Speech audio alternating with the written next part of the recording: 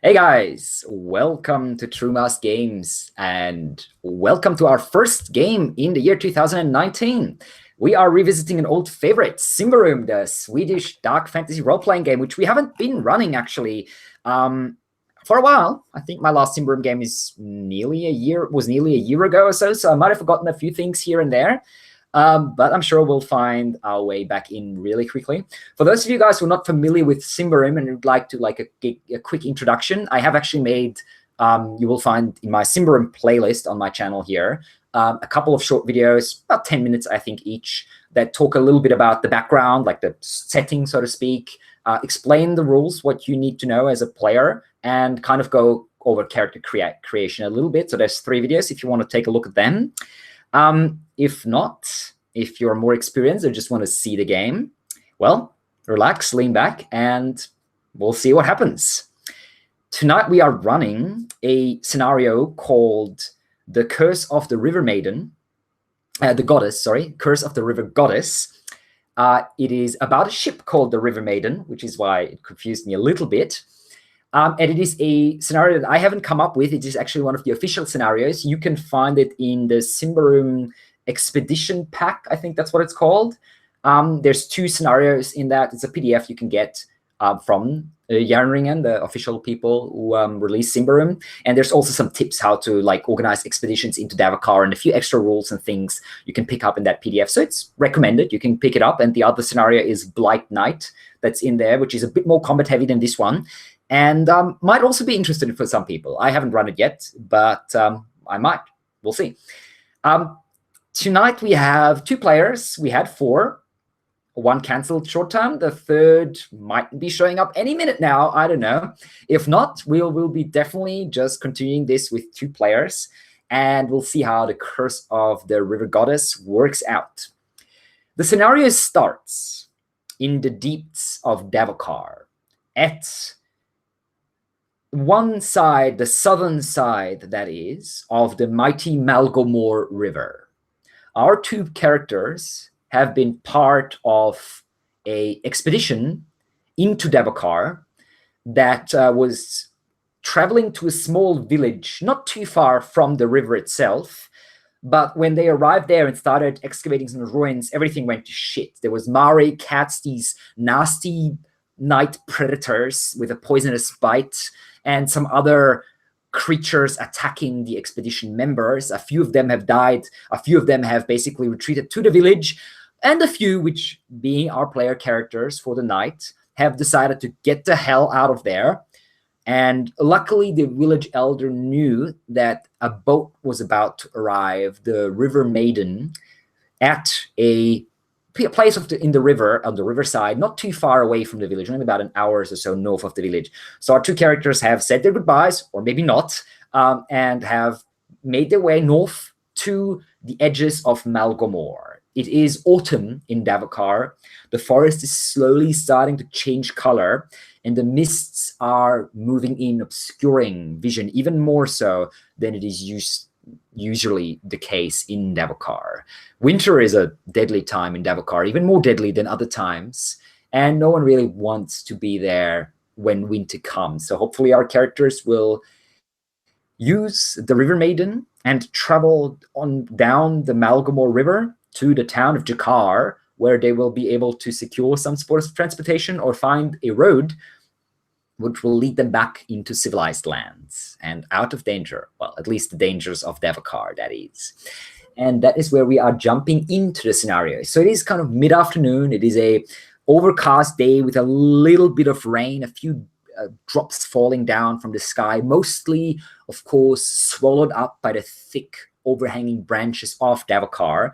But there is a river here, the River Malgomor, which is several hundred yards wide. It is one of the largest rivers in the whole realm, basically.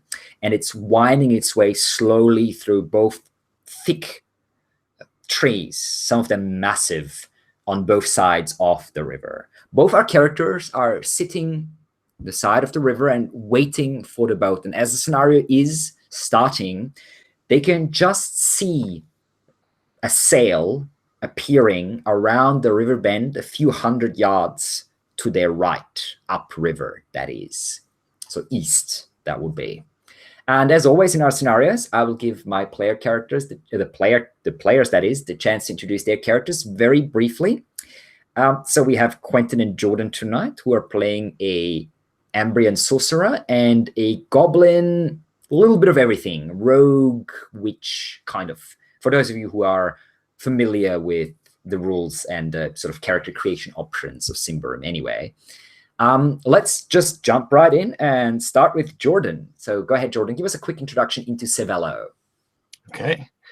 I'm playing a guy who's got a lanky body. I'm wrapped up with a cold. I don't have much muscle on me to keep me warm. My skin is pretty smooth. Most crew members know that my palms are not callous enough for an adventure. I'm new from a pretty human-centric land. I tend to keep a thoughtful expression, but my face, again, is soft, not hardened from battle yet, and I've got thin lips. My hair hidden beneath my hooded cloak is straight, black, about medium length. I keep it in a ponytail. And I'm not very trusting of my new non-human partner, one of the first I've ever seen. So I'm just ready to get the hell out of this damn place. Awesome. And what kind of equipment does Cervello have on him? What do we see? I'm rich. I came from a nice spot, very privileged, ate from the silver spoon, and I got everything in my pack. Bandages, books, rings, man, you name it, I got it. But okay. especially anti-winter gear.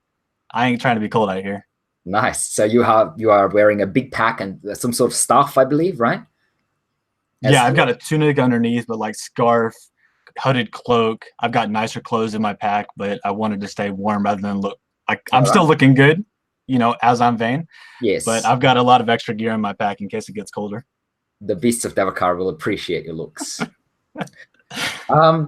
Okay, moving over to Quentin, who is playing our goblin for the evening. So go ahead, Quentin. Give us a quick introduction into your character. As the mist rises off the river, it's almost hard to see Shag, where he's reclining against a tree amongst some buttressing roots. Sallow-skinned, with a toothy maw. When he looks up from his sort of various draped leathers and rags, pieced together out of various swamp creatures, hung with fetishes.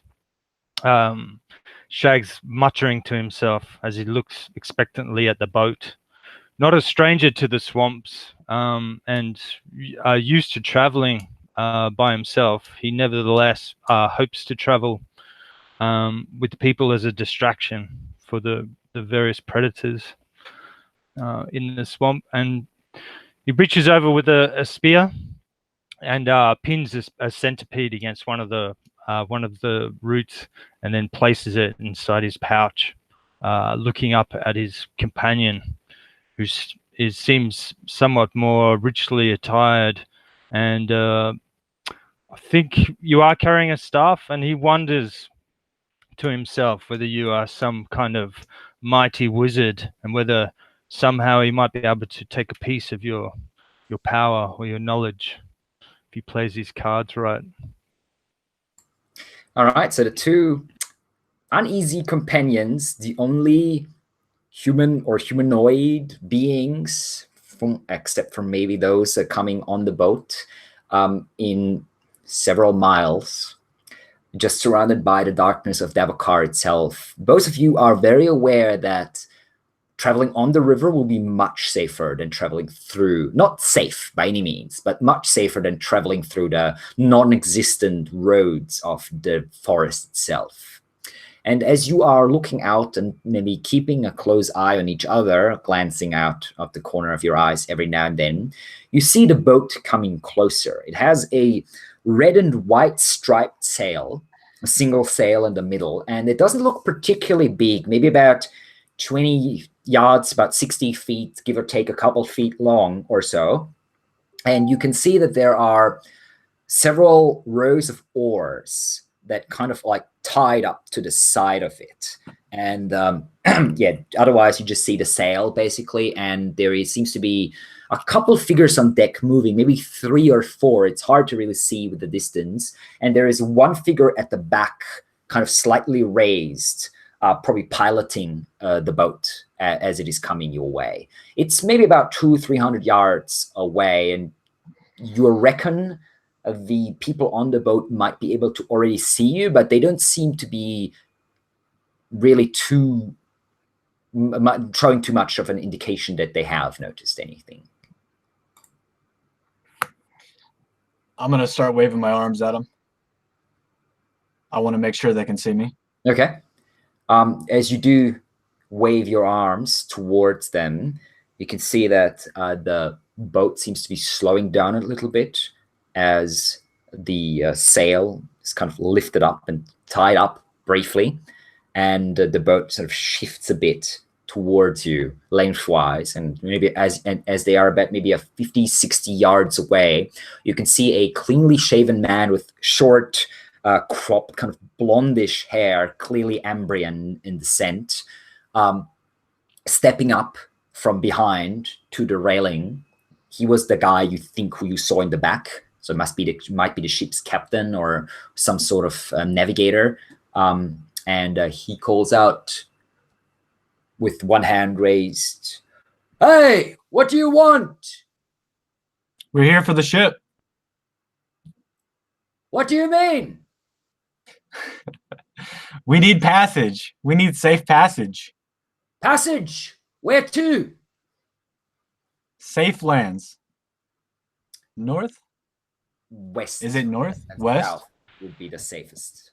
South of west and south, or yeah, southwest? Well, both and south and west. The river goes west. Okay. Yeah. I tell them we need to go west. "Well, you're in luck, as you can see. We're going downriver to Jakar. About 3-day trip from here. We have," he looks over his shoulder briefly, "some space. Is it only the 2 of you?" Yeah, I'd just like to add at this point, Shag has kind of snuck up behind Sevelo, and just to try and implicate himself as part of the group. Will you get back? Don't stand so close to me. Shug goes west. Shug goes west. And Shug yells out to the boat, "Shug has shiny." "All right, you can pay, and it's just the 2 of you." I shake my head. There's Shug and I. Shug and I. There's no surprises waiting for us behind you in the forest. It would be a surprise to me. Yeah, Shug jumps at that idea and circles around just in case there is a surprise coming. All right, roll me a vigilant check. So you roll a d20, and you need to roll equal or less than your vigilant attribute. Success.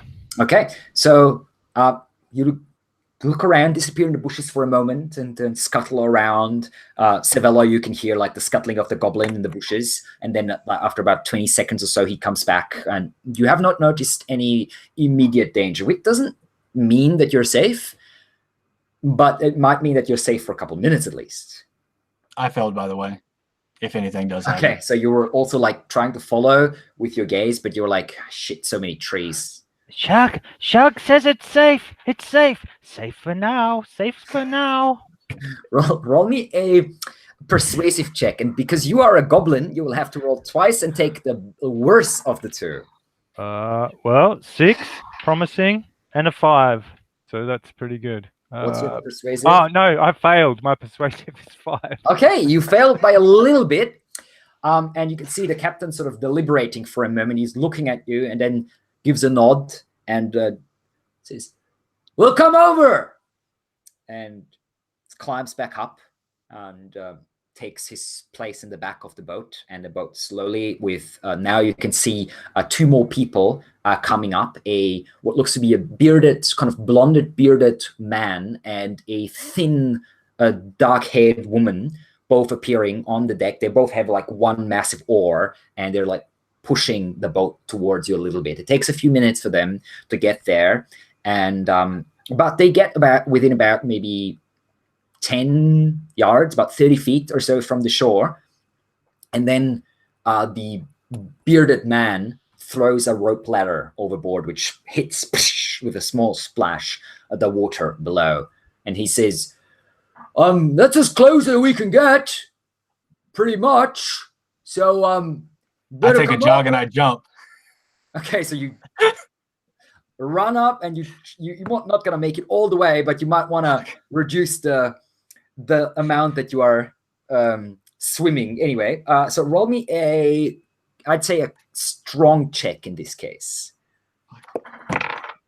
I failed. No, I failed. Okay.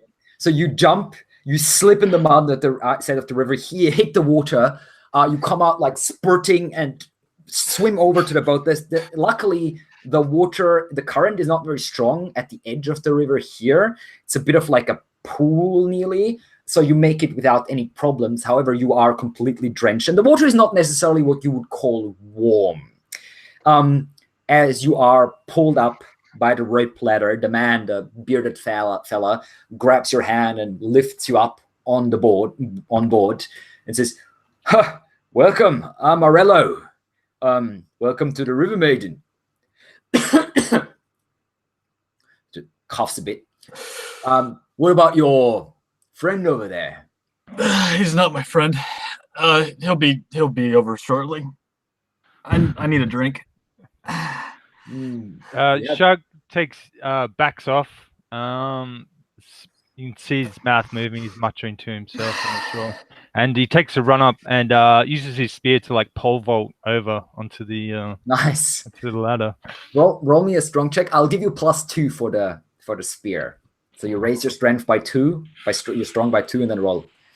I rolled a 1. Oh wow, that is amazing. So Shag, you managed to spot a kind of rock that is half submerged, about maybe 3 or 4 yards off the side of the river itself, and you aim for that rock. You leap up, you push yourself off that rock with a mighty jump, and you are pretty wiry and apparently quite strong and very light. So you fly quite a bit through the air and actually hit the side of the boat and grab a hold of the ladder. And without getting wet, except for maybe a small splash that hits your feet, you manage to, like a squirrel, just find your way up and on the deck. You can see the guy, the bearded fella, Arello, just looking at you, pretty surprised. His mouth was hanging slightly open, his hand like running through his beard. "Oh, wow! Oh, that was pretty amazing." Hi, Shug is clever. Shug is quick. Shug goes west. Well, we're all going west, aren't we? And as the man is moved aside, you can see the captain, the man, the sort of clean-shaven, curly, blonde-haired, fairly white-shouldered man that you talked to originally, has made his way down there, and he looks at you with his arms crossed. You can see he has a sword on the side, a long sword that looks fairly new, and he gives you a nod and says, "I'm Captain Ogval of the River Maiden. What are your names?" I am Savello. Thank you for letting us on board. I have water dripping off of me as I speak. "Tamri, bring this man one of our old blankets. They can use it before he freezes to death." The woman, who you now can see a bit better, she's fairly thin, fairly tall for a woman, probably of barbarian descent, has kind of curly, dark hair, a little bit matted, hanging over her ears, and her face is very sharp angled, like basically like a hatchet, kind of pointy and sharp angled. Not a particularly good-looking woman. I stop her. Okay. And I pick up my bag and I start taking out a nice blanket. Okay. Thanks. I got it. She just shrugs, looks over to the captain, and she nods and shrugs back. "All right, then get us away while I talk to these newcomers. Migra, Damn your eyes! Where are you? And you can see there is at the front of the boat, there is this kind of opening that's covered with several pieces of wood that have crisscrossed.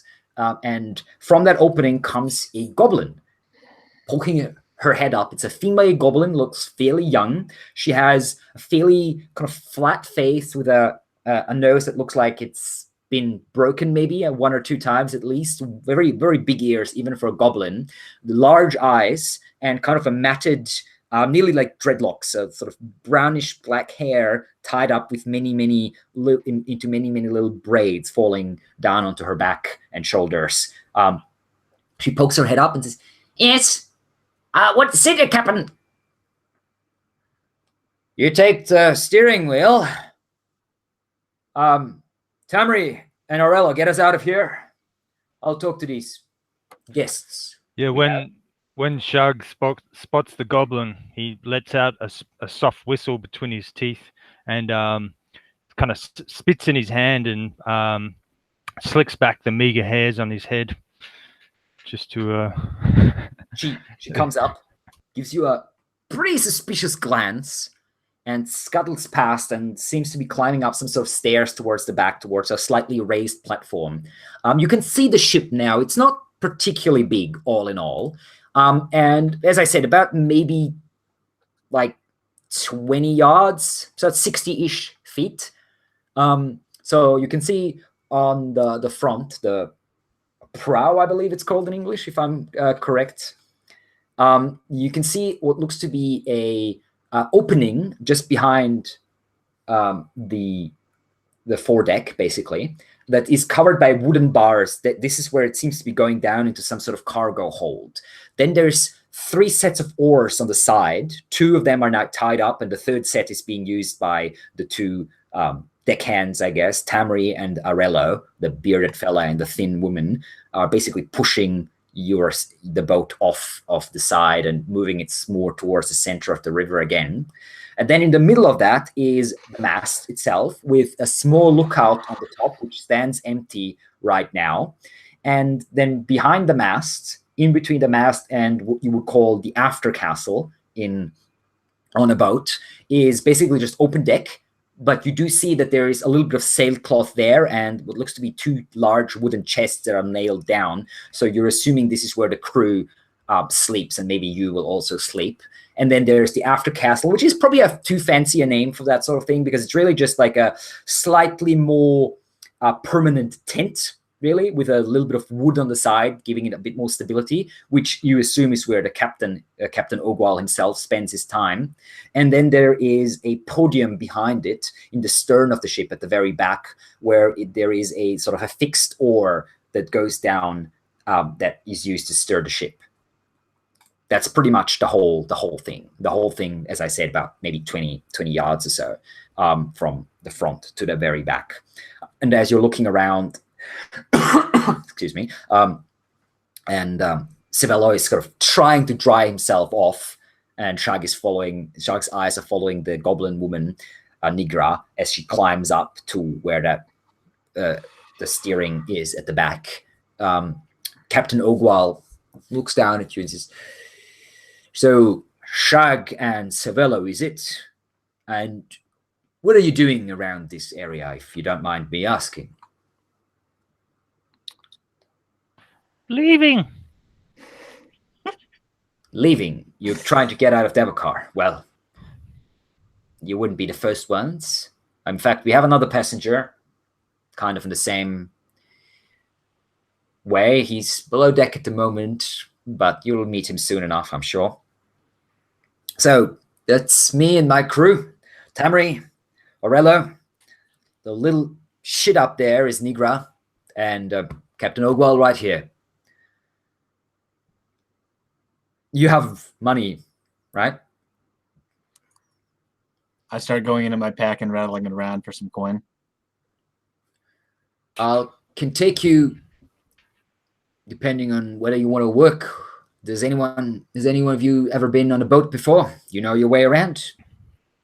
I'm assuming we got here by boat, yeah? No, you went You through the forest. Yeah, Shug kind of squints and looks up into the sky as if thinking, and then he pictures in his head how he used to like floating on logs. Yes. And he says, Yes, boats, yes. But this, and then he looks around and he goes, but this is a floating castle. Well, my mother would have been glad to hear that. May the great sun god have mercy on her soul. But it's not a floating castle. The River Maiden is sturdy, though, and he gives the boat a bit of a pat on the side, basically, like the railing. And she's never disappointed me before. I take my hand out and run it against the railing with just a few fingers. It's a nice boat, Captain. Not the youngest, maybe not really a maiden anymore either, but sturdy, and she'll get us out of Davokar for sure. So he points over his shoulder to where you saw that kind of those two chests, basically, and the sailcloth, that is slightly suspended sailcloth on the sides, and says, "This is where Tamri and Aurello and Nigra sleep, and you and Harasto, the other passenger, will be sleeping there as well." He points at one of the chests, the one on the sort of left-hand side of the ship, and says, "This is where the crew has their things. You can leave your things in the other chest. It's not locked or anything, but, I mean, there's only us aboard. Nothing's going to happen to it.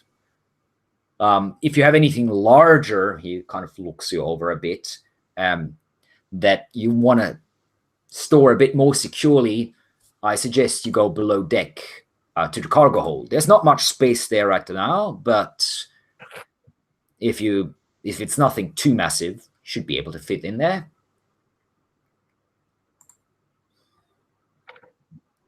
I scavenge through my pack and then put my head into my hands and pull out 2 ruined books, big old tomes, and I drop them onto the ground in front of my pack. You mind if I go downstairs? It's too cold out here. The weather's... You won't be able to stay Not down for there me. for long. It's very cramped. There's no space for anyone to stay down there for too long, I'm afraid. So you'll have to spend most of your journey on deck. It is cold, agreed, but it's going to get colder. And it's only for a few days. We have blankets and such if you need it. Can I go change? Sure. Just, I suppose you can send Harasto up here when you meet him. Oh, sure, will do, and I'm already jogging off to the front of the Wait. ship. One thing. Just I look back. the money. Oh, Get that business out of the way, and then I'll let you, well, change in peace. I jog back. Shug says he works for River Chief. He works good. He gives you a look. Roll me another persuasive check.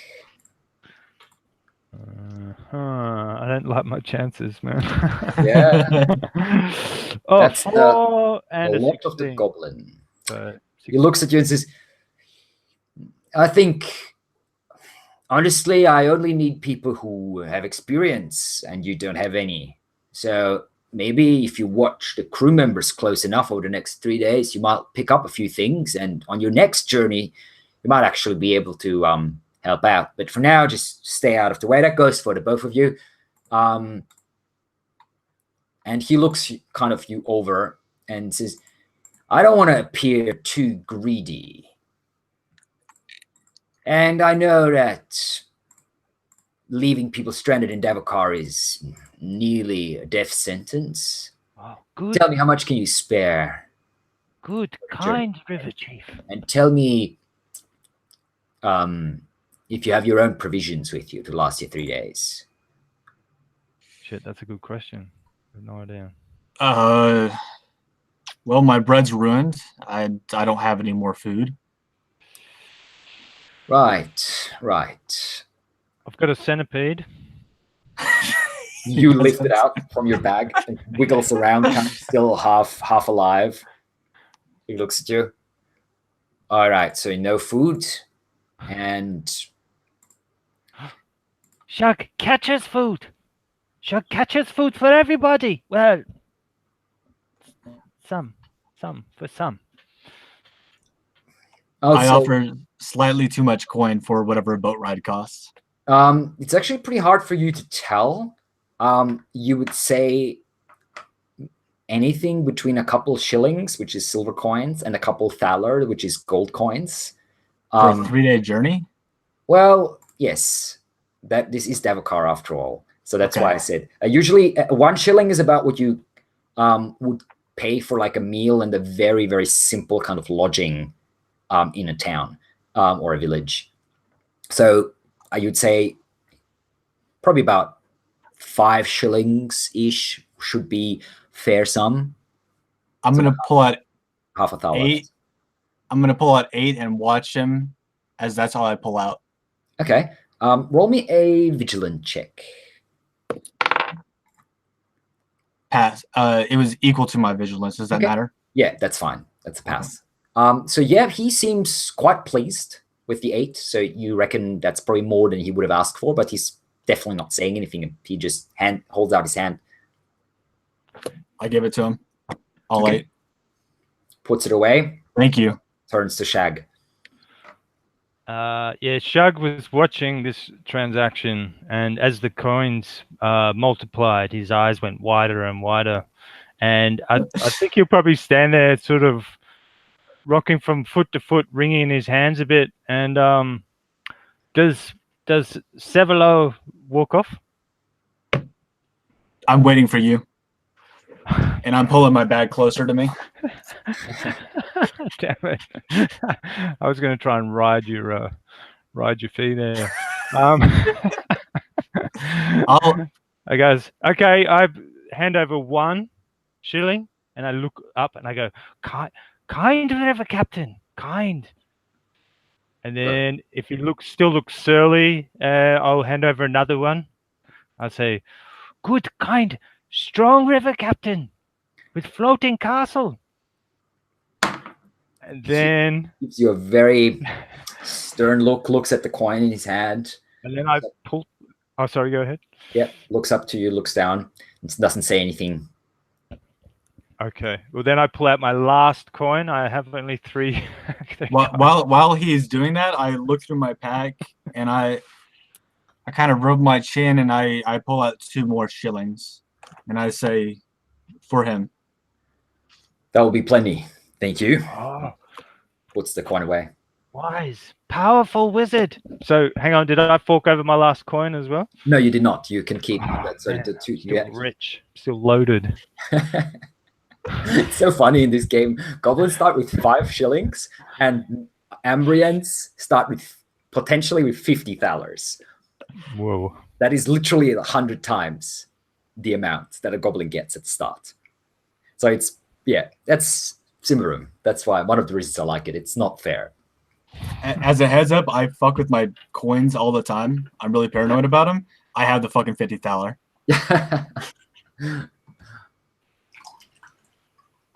Okay, so Okay. you I'm gonna move my way back and go downstairs and change. Yeah. As soon as everyone else seems occupied, Shag's going to bend down and grab these 2 soaking books, and Okay. and sort of run off. He wants to try and find a spot where he can dry them out, and he's sure that he'll be able to. If not, pretend he did that for Sevelo's benefit. He'll be able to crack the code and learn some ancient mystical art from Awesome. Yeah. You kind of find a little nook, kind of close to where these 2 the 2 chests are on the main deck, kind of like behind the mast, and there is a little bit of sailcloth kind of hanging down there, and you find a small nook behind it where you can put the books in there, where they'll be mostly protected from the moisture in the air and the occasional splashing of the water of the river itself. So as this is happening as Shag is taking care of the 2 books. Savello, you head over to the opening to the cargo hold, and you can see a ladder leading down there in between these wooden kind of bars that are protecting it. And you can see there's a little bit of light down there coming out, probably a lantern or something, a small lantern of some sort. And you start climbing down, and you can see the cargo hold seems to be taking in most of the interior of the ship. It seems to be running all the way to the back, so like under the deck, but this seems the only way to get in using this ladder at the front of the ship. It's pretty packed. There's barrels of all sizes, mainly barrels, and a couple of like small kind of wooden crates. Like everything's tied up fairly neatly, all in all. And you can also see there's hardly any space in here. It's pretty cramped. The only space that there is taken up by a thin Ambrian man that has a bit older, sort of salt and pepper grayish hair, and a bit of an unkept beard, dressed in a wide brown, fairly simple cloth that is, however, held together with a silver brooch that looks a bit fancy. The man himself is fairly pale, and he's kind of half hunched over a large chest that he closes and locks as he sees you out of the corner of his eye, basically coming down the ladder. He puts the key away and turns to you, gives you a very suspicious glance, and rubs his fingers over his nose and says in a fairly nasal tone of voice, "Looks like I'm no longer the only passenger aboard." I pull open my cloak and I say, "I'm just down here to change. "I see. May I pass?" Sure. He just like has you back up a bit so he can squeeze past you. He's trying not to get wet. And then climbs up. As I pass, or as we pass each other, I look down at a silver brooch and I look at it real careful, and then I just shake my head and keep moving.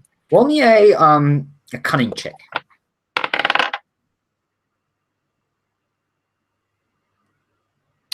Got it. Pass. Yep.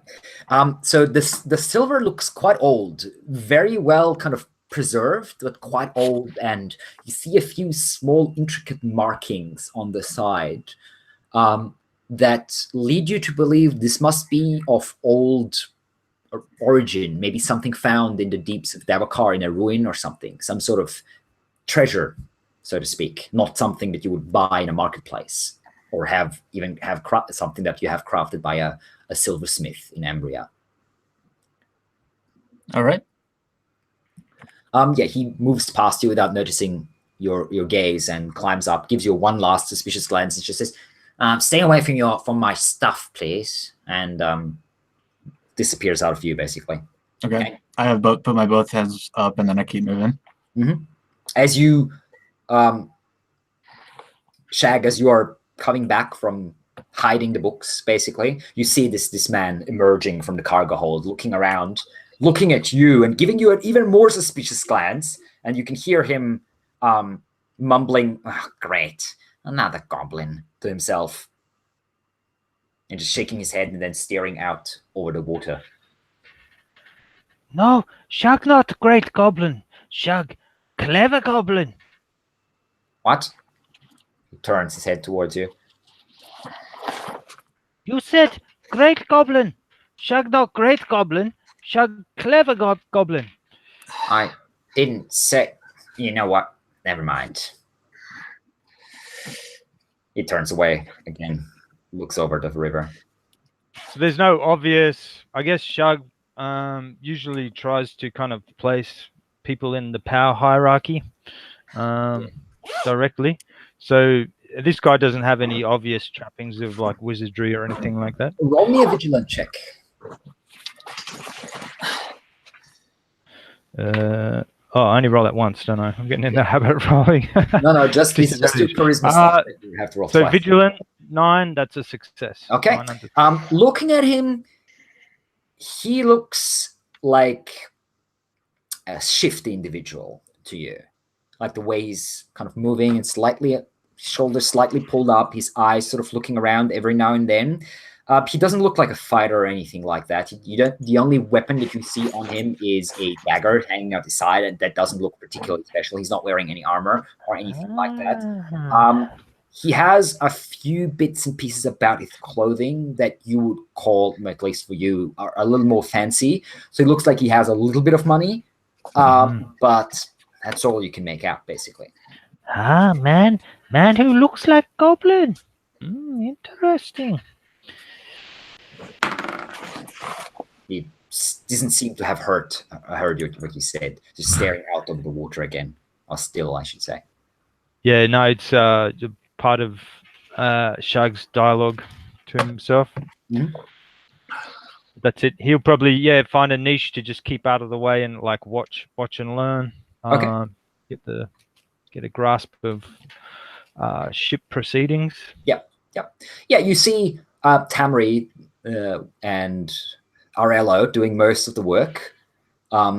Nigra, the other goblin, the female goblin, has climbed up all the way to the crow's nest, which is not very high on this ship or boat. But she's like peering out and about, keeping her eye mostly ahead, probably looking for any sort of potential dangers for the boat in the river itself. But she's also casting glances quite frequently to the left and to the right, to the both sides of the river where the forest of Davokar lies waiting.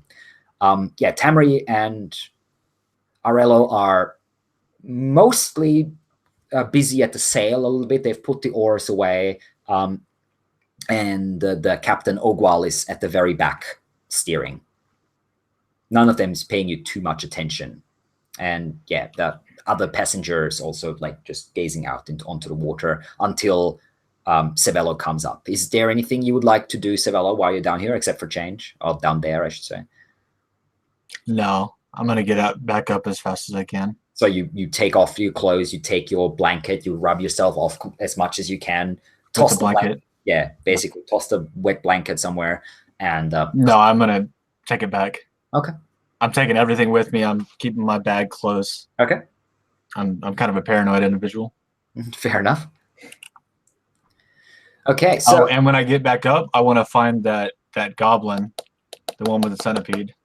Yeah. And not get too close to him, but stay close to him because, yeah. Okay.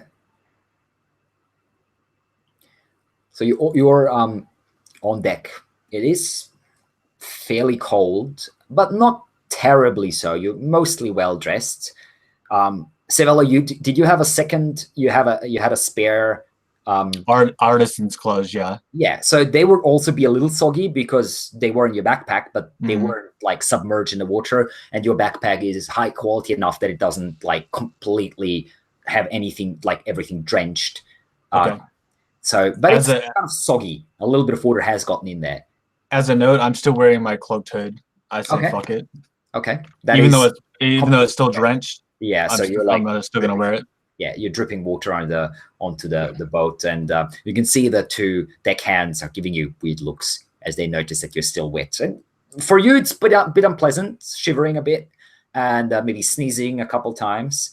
But slowly, your body heat does warm up the blanket. The clothes. So by the time it gets dark, which will be in about an hour or two, maybe you should be okay. So you're there. It's fairly quiet on the deck, except for the creaking of the wood below your feet, the flapping of the sail occasionally, and the few quick words that Tamri and Arello are exchanging. And eventually it starts getting dark, and Captain Ogwal calls out from behind you, behind and above you. All right, it's time. Get us onto that bank over there as close enough as you can, and we'll hold there for the night. Stay away from the sides. That one will do. Aye, Captain, Arello shouts up, and they steer the boat with the oars, using the oars a little bit towards kind of like a sandbank, and then throw some sort of small anchor overboard, basically nudging the ship in there. It's just this tiny bank, hardly any any ground really visible, and all the water around you. The closest side of the river is probably about 200, nearly 200 feet away from where you are right now. The captain comes down, and they start tying up the sail. And he turns to you and also to Harasto, the other individual who is with you on board, and says, well, we're staying here for the night. Should be another 3 days, depending on how quick we are, maybe 2.5 days if you're lucky, to get out and get to Jakar. You're welcome to sleep wherever you want on deck. There's some sailcloth there you can use to protect yourself from the rain, or use your own blankets or whatnot. There's going to be some food soon, and afterwards, get some rest. I go quickly to get a sailcloth. I want to secure one. Mm-hmm. Yeah, so you grab this sailcloth to you. It seems fairly sturdy, not the newest, and it smells a bit, but it will definitely protect you from potential rain or splashes of water. Shag, clever hunter. Finds food. I'm gonna see. I'm not sure how it works in Symbaroum, but this will be interesting. I'm gonna see if I can spear some fish, catch some frogs, maybe get an eel. It could be tricky to do that because you're fairly high up, and the sandbank doesn't look sturdy at all. You might be swept away into the river, but you can try, like hanging maybe even off the side of the step ladder, like the rope ladder or something, and trying to like catch a few fish in the shallow sides. Roll me an accurate check because you're using a spear, basically. Okay.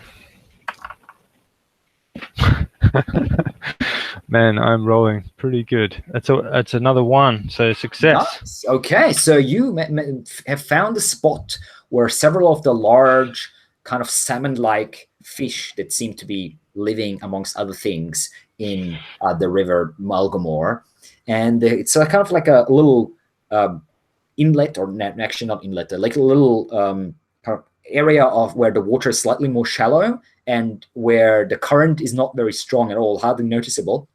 And you notice that several fish have hidden kind of in there, and you, in quick succession, within about 15-20 minutes, manage to spear 4 fairly large, about maybe this size, about 1 foot or so in length, fairly large fish that look quite nice.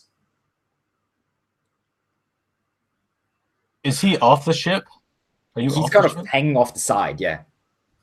But the ship's not moving at the moment. Yeah, if there's a rope ladder, I'd be happy to stay close enough to the ship that I can run to it for refuge. But I'm quite happy to make a little trap for the fish to come in, or so I guess I would hook them up on a stick and probably gut them in the river so they go down. The entrails go downstream. And then I'll put them on my spear probably, so I can put my spear over my shoulder and climb up triumphant, and ready to offer fish to Sevelo and also Nigra, and also the good and kind captain. Okay. So as you are coming up, and the captain has just opened up a small satchel and is handing out this very, very dry bread and kind of like some pickled fruit. And as he sees the fish, his eyes go a bit wide, and he says, "Why? Did you just catch those?" Hey, Shug is clever goblin. I tell you. Right. Well, apologies, I didn't expect. Well, even better. We'll share these fish around if you don't mind. I'm sure everyone would appreciate a bit of meat. Yep, he'll hand it over. Okay. There's a kind of a small sort of coal what's that called? Kind of like a metal thing with coal inside, and some sort of like crisscross iron bars at the top that they use. Yeah, on the kind of like I guess in a way. I don't really know what the right word for that is. yeah, I'm forgetting too. It's yeah, I know, like on Viking ships and stuff they used to use them. Yeah. So they heat up the coals a bit and put the fish on top, and I mean they don't get super well grilled or anything. They're still sort of half raw, but it doesn't seem like anyone minds much. The only one who is not participating apparently is Harasto, the other passenger. He's actually taken out what looks to be some sort of rolled up meat from his own pack and is quietly eating that on the side. But yeah, the fish is quite nice, and Arello and the captain and also Nigra give you thanks for the fish and smile and nod at you. Tamri, the woman, the female deckhand, seems a bit more, I guess, negative or maybe tired. You're not sure. She has a little bit of the fish, but she just gives you like a absent-minded nod after she has a bit of a nibble. She doesn't even eat much. And Nigra, in fact, snatches the rest of her fish as soon as she realizes that Tamri is not going to finish it, and like basically runs down into the cargo hold to devour it with it. When I get a chance to pass Shag, I'm going to toss him a Ort's egg. All right. A big glimmer of bronze. Mighty wizard, generous wizard, kind wizard.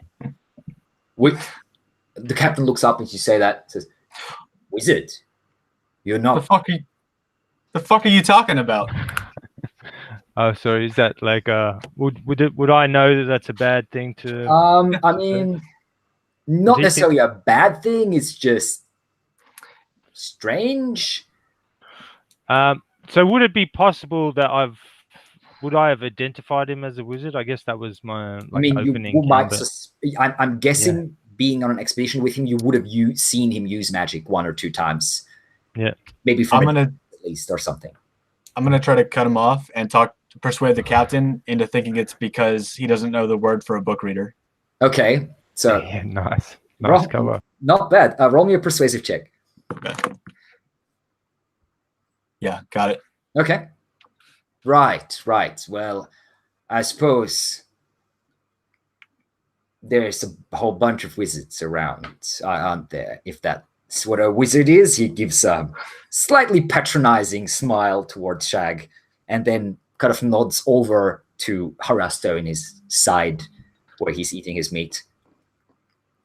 I look over it. Yeah, that fell over there. I think he's carrying a bunch of books too, only his didn't get quite so soggy when he came on board. I whisper to Shags, literate. After dinner, everyone's slowly just starting to move away. Tamri and Arello are taking up watch positions and lighting up 2 torches, one at the front, one at the back of the ship. And the captain said, "Thank you for the fish. I'll bid you all a good night. We'll wake you up nice and early before first light tomorrow and continue our journey. So try to get some sleep. Don't worry about the noise of the river. I know it can be weird, but we're safe up here. And Tamri and Arella will be keeping a good eye on us. Now, get some sleep." He nods and disappears into his kind of tent thing.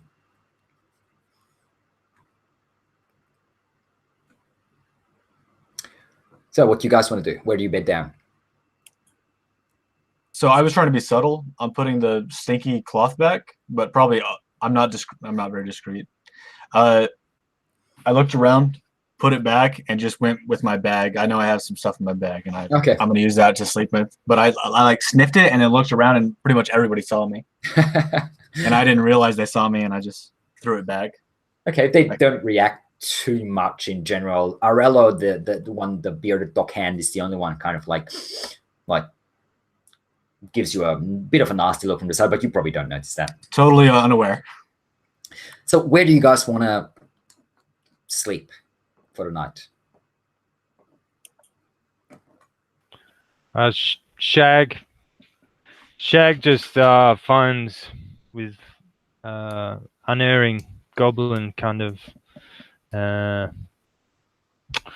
cunning, finds a little niche or nook somewhere where he can slide between, say, some crates or barrels and make a little nest for himself with his bedroll. You could actually slide behind one of the two large chests that are sort of nailed to the floor on both sides of the captain's tent, where this is where basically the passengers and the dockhands keep their belongings. There's just enough space behind it, between it and the railing, basically, that you could slide in as a goblin. What about, is he going to give anyone a heart attack if he sleeps in the chest?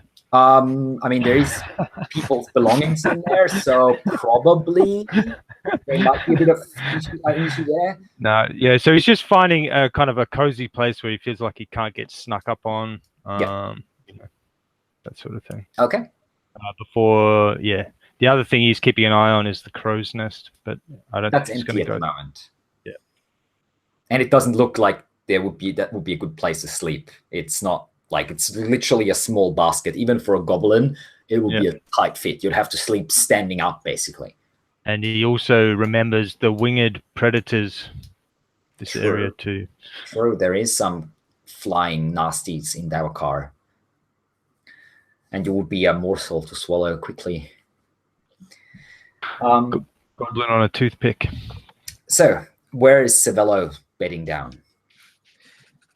I quietly walk up to the two chests. Did you call them chests? Yeah, there's like two large wooden chests at the back of the ship, sort of behind the mast. This is the mast, and this is like the captain's quarters, kind of. There's two chests on the boat, in between them on both sides, and that's where those sort of kind of sailcloths are that cover parts, and this is also where the crew and Harasto will be sleeping. Is it open pretty much? It's open, yeah. It's on the deck. It's not closed at all. It's just covered up at the top with a bit of cloth, basically. Okay. So I'm going to look in there and see that there's probably not enough room inside. There is. I mean, it's not inside as such. It's just a part of the deck that is covered up. And at the moment, you can only see Harasto, who's kind of curled up on the side, and Nigra, the other goblin, who's on the other side, basically.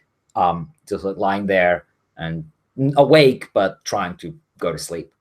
Okay. I go around the side of these two chests toward the center of the ship, away from the sides. Yeah. And start to pull my tent out of my bag. And I think from myself, and then I said, no. And I put it back in my bag, decided to go back into the chest area, the covered chest area, and pull up my bedroll. Okay. A pretty nice bedroll. And do you want to sleep on the right-hand side where Nigra is, the goblin? No. Nope. Left-hand side where Harasto is. Are there any other choices? That's it. Fuck.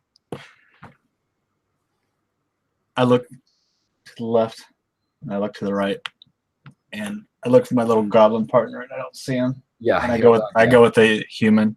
Okay. So you like lie next to Harasto. He kind of briefly wakes up, or maybe he wasn't asleep quite yet, gives you a suspicious look, and then sort of turns his back towards you. No room. And then I lay down, roll up my bed.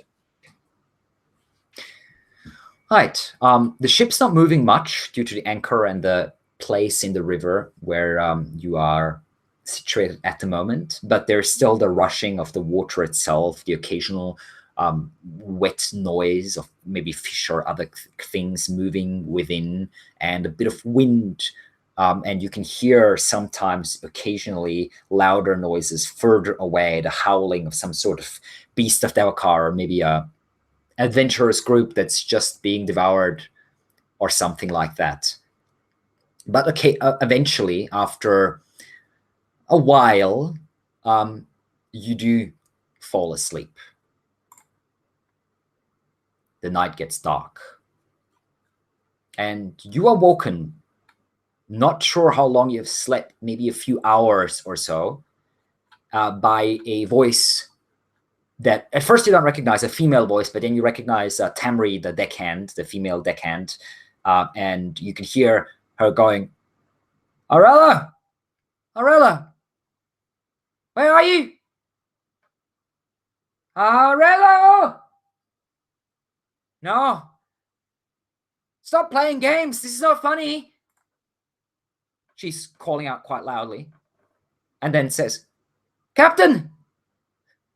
I don't know where Arella is. Captain, are you awake? And you can hear like a mumbling coming from inside that tent structure where the captain is sleeping in. And then his voice saying, what are you saying, woman? It's Arella. He's gone. I can't find him anywhere. And you hear like a muffled curse. And then the captain comes out. This is just like tying up his sword belt to his side. Looks around. And as you are lying right next to him, basically, Sabella, you can see that Harasto is awake. His eyes are open a little bit. And he's sort of glancing over towards the captain. But, and his head, like lips are twisted in this kind of grimace of nervousness. And he's like biting his lip a bit, but he doesn't say anything. And he doesn't look at you, who's lying next to him. I look at him. I study his face in the darkness. And you can only see a bit of a silhouette. It's not. There's a bit of torchlight coming from the back of the ship, but not enough to fully light his visage. I'm gonna lay back down and pull my cloak over my eyes. Okay. Everyone, wake up! Yeah, I think Shag's eyes appear just over the top of the chest, and he'll sort of look around and assess the situation, but not seeing any imminent danger will emerge at the call. You can see Tamri with a short sword in her hand, moving around the mast to face Captain Ogwal, and she looks pretty shaken and yeah, afraid, gazing out into the darkness. She says, "He's gone, just like Belda, Captain. He's gone too. Now, calm down, woman. Are you sure?" Yes. I've looked for him everywhere. He was supposed to stand right here. What was when was the last time you saw him? Maybe half an hour ago. Not more than that. And you didn't hear anything? No, it was just the same as last time. This has nothing to do with last time. He looks around.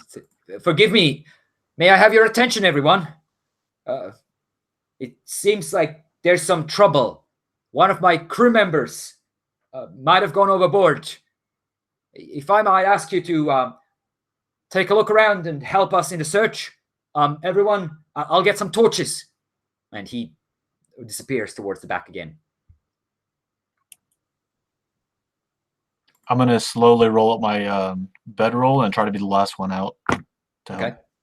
Yeah, Harasso is hesitating as well, but then wiggles his way out and grabs one of the torches that Captain Ogwal is taking, and he lights basically a bunch of torches and gives each of you a torch. He says, please take a look around. If he's fallen overboard, maybe he's still somewhere. We might be still able to save him. And he basically grabs like a bunch of rope, pulls it around his shoulder, and starts looking around into the darkness. Nigra, get up there. See if you can see something from up there. Yes, Captain. Sure, Captain. Nigra, quite agile, starts climbing up to the crow's nest, which is about 20-ish feet, maybe above you or so. What do you guys want to do? I'll take up a torch and help, but Okay. I'll be one of the last ones to take a torch. Mm-hmm. So it's pitch black, is it? Well, it's not pitch black. There's a torch burning at the front of the ship and the back of the ship, but I mean ambient outside, light. yes, it is. Yes, it is. It is the middle of the night. It is. You see a thin sliver of moonlight just piercing through the thick clouds, And for a moment, you see about half full moon appear and then disappear behind the clouds again. It is fairly dark, yes.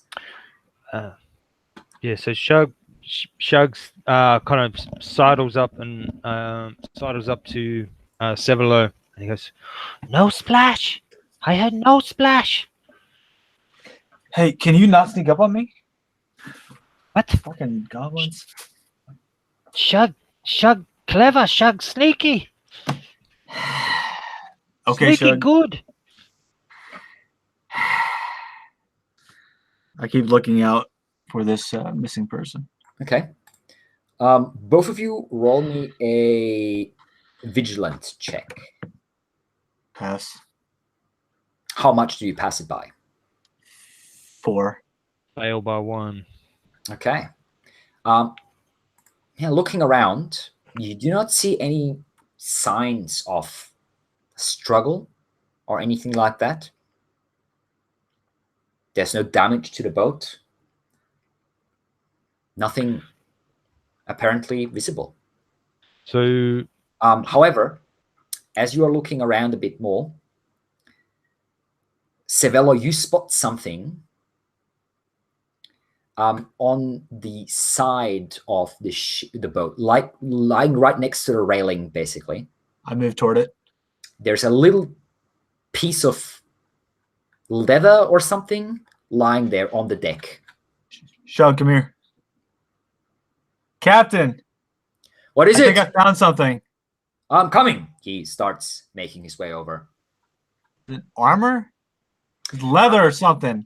Yeah, it's a small piece. It looks like some sort of bracelet or something. That's the first kind of impression you get from it. It's just lying there on the ground, or on the deck, I should say. Shug picks it up and brings it closer to Sevelo. Okay. It's a leather strap tied to a small tin plaque that has an engraved sun symbol, which is the symbol of Prios, the sun god of Ambria, the one god. Shiny skin. How popular is Prios outside of... I'm from outside of Davokar. How How popular is very, Prios? very popular, as in he's the one god, and if you worship other gods than him, the witch hunters might pay a visit to you. So you could call him popular. Even outside of Davokar.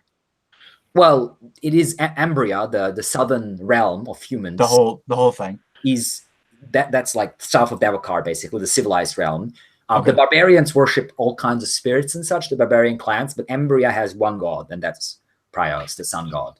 So imagine barbarians and probably goblins are more animist. Yes, exactly. And is this the root of the anti-wizard sentiment, that it's kind of somehow against Prius? One of the many, yes. Right.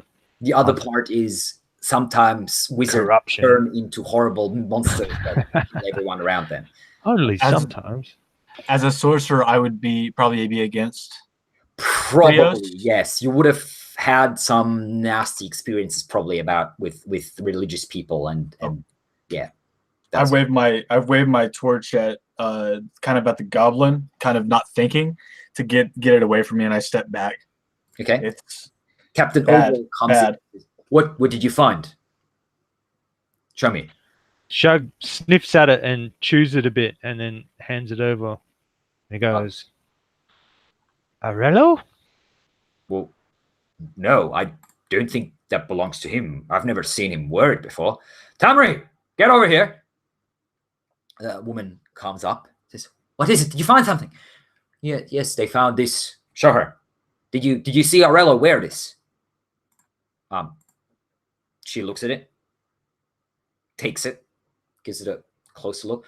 No, I don't think so. I've never. I mean, it's not mine, and I don't think I would know if this was Arello's.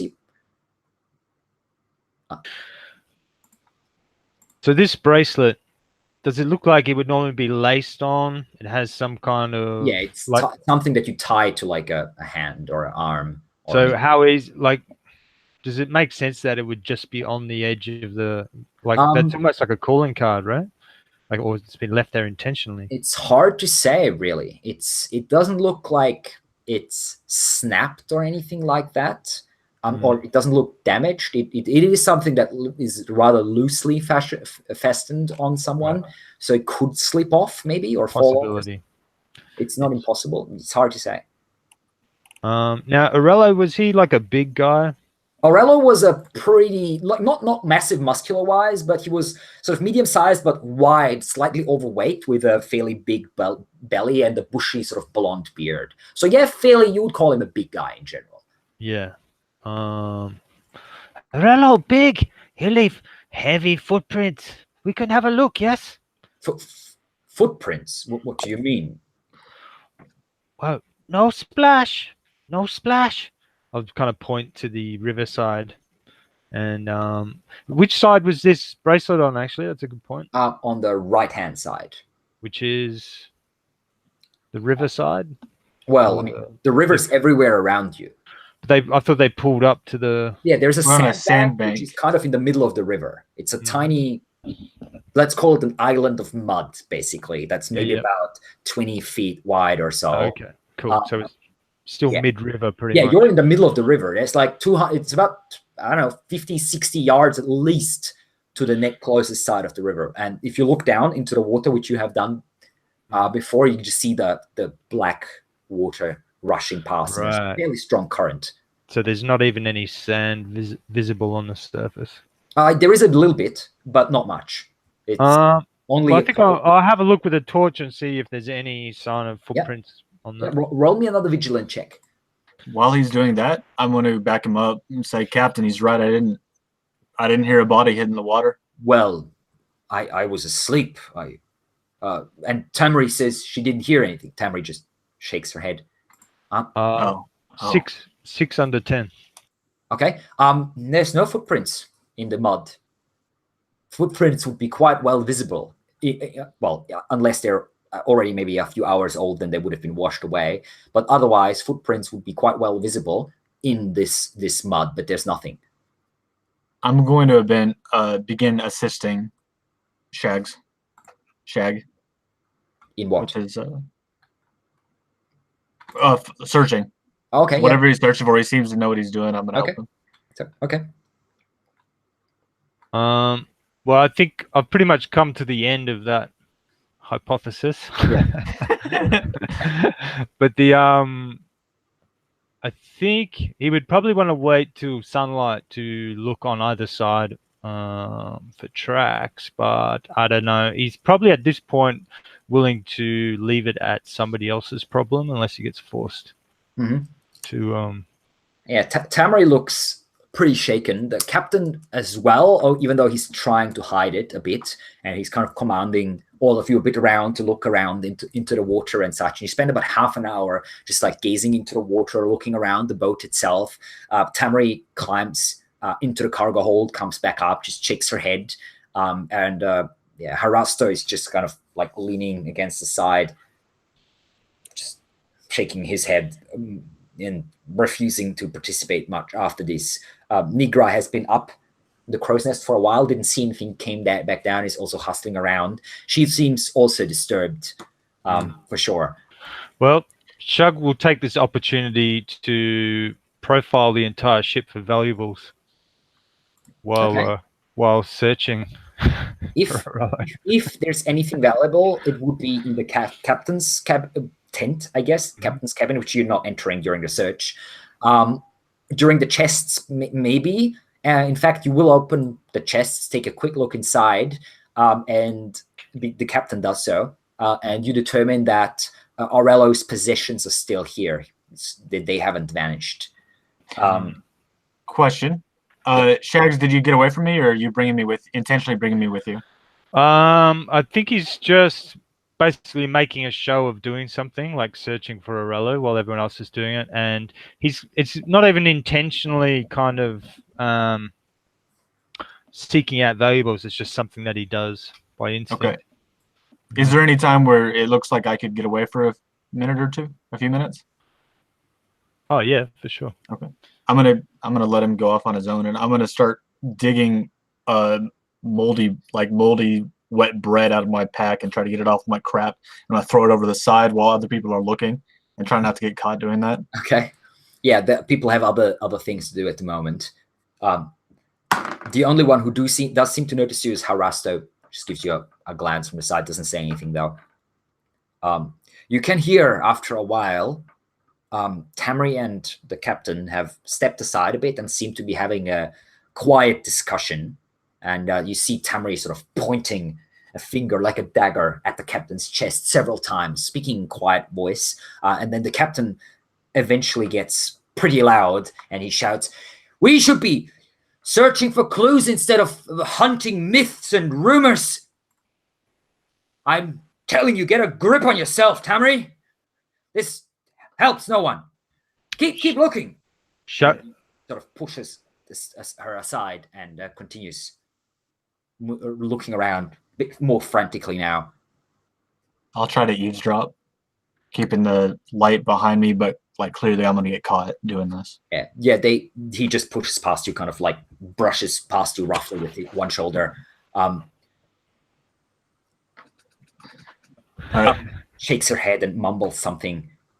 I kind of let out a gasp while she this is Tamri who passes me? No, Hopefully? the captain. The captain? Yeah. I kind of gasp that he does it, but I don't want He to. sort of storms off a bit, still. Yeah, with I let him pass over his shoulder. Okay, I don't retaliate. Yeah, Shag sneaks up on Sevelo again. What are you doing? Secrets, mighty mighty, lie to it. Literate. Lie to it. Close enough. What The did you find? secrets. She knows. She knows secrets. I'll point to where's my list of names? Tamri. Yeah. She looks at you as you point and says, "What is it? Why are you pointing at me?" I'm staring at her. She That one? comes towards you slightly aggressively, Neely. She's still clutching the naked blade of the short sword in her hand, and the torch in the other. She doesn't point it at you or anything, but she's pretty tense. Shag hides behind Sevelo. I don't have my staff. I've forgotten it in the room, and I put my torch out forward, like to defend myself. I don't have anything. Yeah, she stops and kind of like, "What? Are you talking about me?" No. And why was this goblin pointing at me? He thought he saw something. What? You saw something?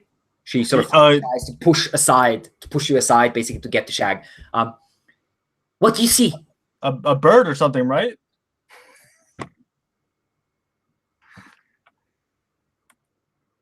Shag? She's staring at you now. Shag's there. He's kind of hiding behind his spear a bit, like not pointing at her, but like holding it up. And he say, "Shag, help!" What? Oh, there it is! I run to the side of the ship, kind of behind where she was standing. Yeah. There it is. It's a bird, I think. Roll me a discreet check. 3 out of. Oh, nice. Okay, she swirls around and says, "What is it?" And she runs towards you and sort of like holding out the torch into the darkness, trying to see what you're pointing at. I think it's a big black bird. What? A bird? I don't know. Yeah. I'm not gonna go check it out. What? Lord only knows what that could be. Check it out? What do you mean check it out? Where is it? What did you see? She starts looking up. Over in the woods. It flew across the water from the ship and then into the woods. Left ways. A bird. Captain! I think you might have something. Ogwal makes his way towards you. What is it? Did you find something more? You see some sweat going down my brow now. He looks at you. He saw a bird flying, I think, from the ship towards the forest. Nigra, watch out! Watch out for big black bird. Nigra sticks her head out from under the cargo area, looks around. What? Bird? What do you say? Watch out! Watch out! What bird? What are you talking about? What did you see? There was a big black bird. It flew from the ship over the water and then hard left to the forest that way. And I point left off the ship. Roll me another discreet check. Shit. 4. Okay, Did the it. captain's like, a bird. Was it big enough to carry someone off? You think? Maybe. I've never heard. Maybe not a human though. It looked like maybe goblin. I bet it could have picked up a goblin, but Well, it's hard to Aurelio- see. It's the middle of the night. Morello wasn't a goblin, but if that bird attacked him, maybe he fell overboard during the struggle or something. If it hit him surprisingly, Tamri starts nodding slightly and says, maybe, Captain, maybe. See, I told you there's an explanation for it, none of your stories. Well, we still don't know what's going on, but I mean, if it's that thing, you think it would have could have taken Belda too, and if it's taken 2, it might come back for more. I don't know. Did Aurelio seem like a good guy or an asshole? He seemed alright to you. I mean, he did help you up on board the ship. You didn't really he was interact with okay. him much, but he seemed okay. Yeah. Okay, I'm gonna go. I'm gonna find out from my semi-companion here, Shag, if the water's very deep. What's your call on it? And if you saw anything down below.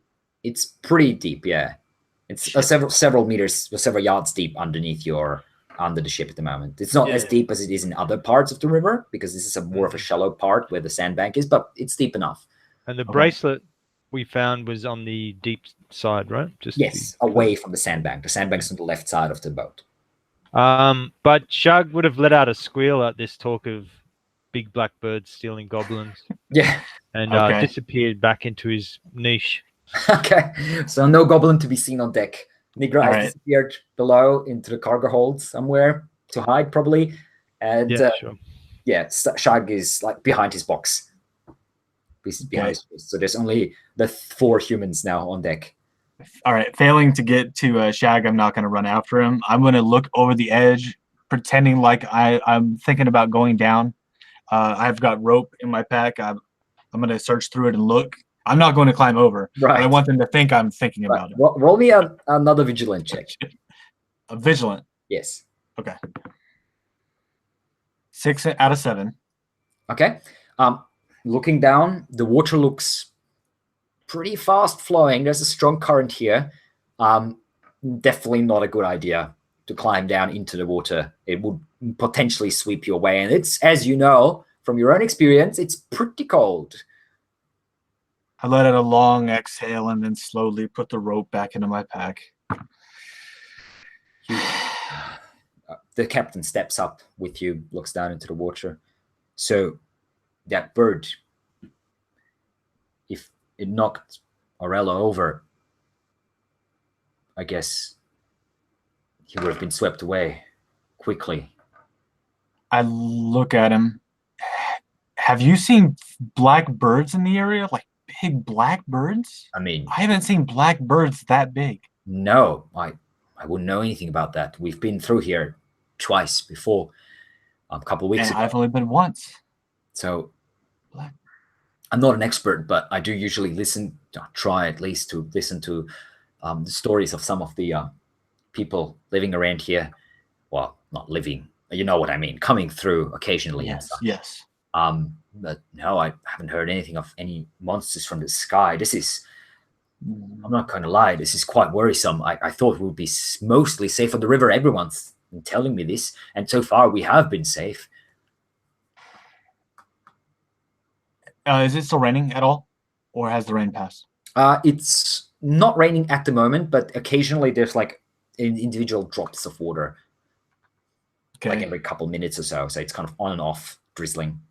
I hold out my hand and catch one.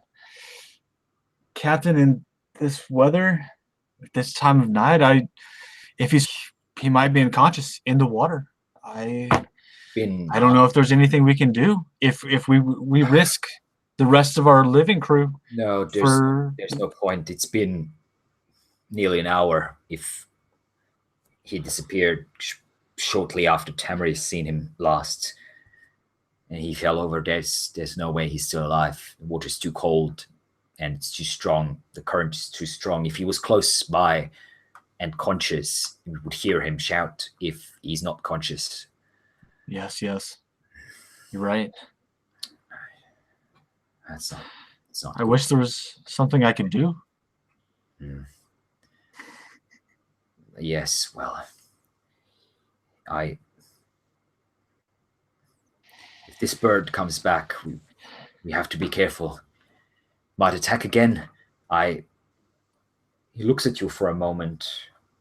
Give me a persuasive check. 7 out of 10. Okay, he scans your face, looks into your eyes for a couple seconds, and gives a sigh and says, Arello is not the first of my crew members to go. 2 nights ago, we lost another one, a woman by the name of Belda.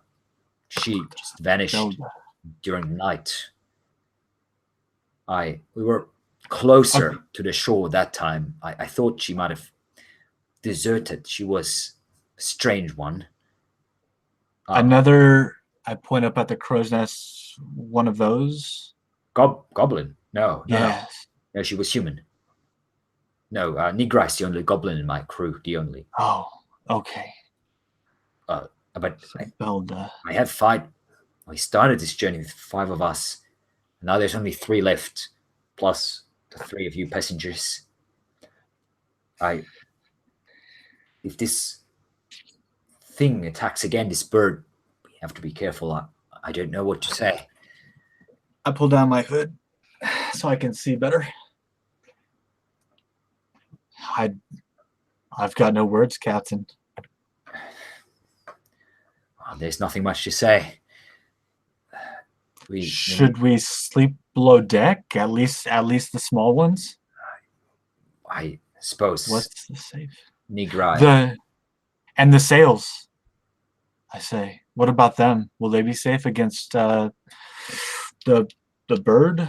And I move out my hands like this. If the bird, if it's some sort of creature, not just a bird, it might attack the sails. If it does, it's going to slow us down a lot. It will take us 5, 6, maybe more days to get to Jakar.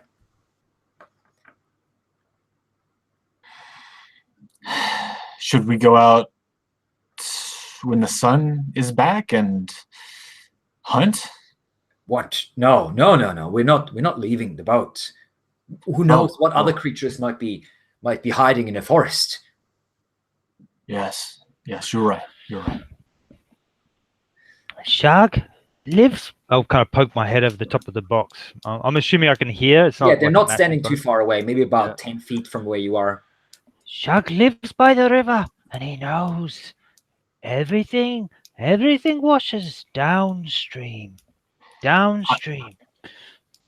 I move out of the way of the captain so he Well, can look straight at. Yes, He has a clear view of the, that's true. But just the current will probably swish us ashore or on a sandbank or something. And there's rocks on the river here and there. It's not going to be that easy. But yes, So we are traveling downstream. Luckily, so we can make it even without the sails. It's Maybe Arello waits on the side of the river, downstream. I suppose if he made it to shore, that's what we will find him. Yes, we'll keep an eye out tomorrow once the sun comes up. May Priors protect us all in this dark night. Yes, bright eye. Wait for the bright eye. Aye. Agreed. Listen up, everyone. Keep your eyes open. We need some more torches. One up there. Nigra, get one up there to the crow's nest. If it's a bird that comes back, does anyone? I have a bow. Does anyone else have any ranged weapons? I'll go get my bow. I'll place it next to the mast if anyone needs it to take a shot at this thing. And he rushes off. Yeah, Shag's got a sling. I think if Nigra is staying in the crow's mask, he'll climb up there, and if there's enough room, I'm not sure. And Nigra is not up there at the moment. She's she's climbing up there with like a torch between her teeth and just like puts it up there, like ties it to the top, and then climbs down immediately, looking around peacefully into the darkness and that's the sky up there. All right. Well, I'll just keep my sling handy. If Nigra is going to be anywhere around, I don't know. Do goblins have their own language in this? You do not actually. No. Oh, actually, let me think. Yeah. Actually, yeah. You would have a Goblins have goblins do have their own language. Yes. He might take the opportunity to try and get some kind of backstory about this, about the boat, or see what she thinks about the situation. Okay. They can have a goblin powwow. Yep. Roll me a. Actually, no, you don't need to. You have pariah, which is the thing that gives you basically makes you much harder for you to speak to anyone who is not also a pariah. But with other goblins and other people who have that trait, you basically succeed automatically on all charisma-based checks, unless the check is like very difficult, unless you're trying to get them to do something that's really outside of their personality or something like that, or dangerous for them. So you walk up to her as she's sliding back down the mast. She looks nervous. She sort of gives a small like jump as you appear next to her. What you want? And Shag protects you with his spear.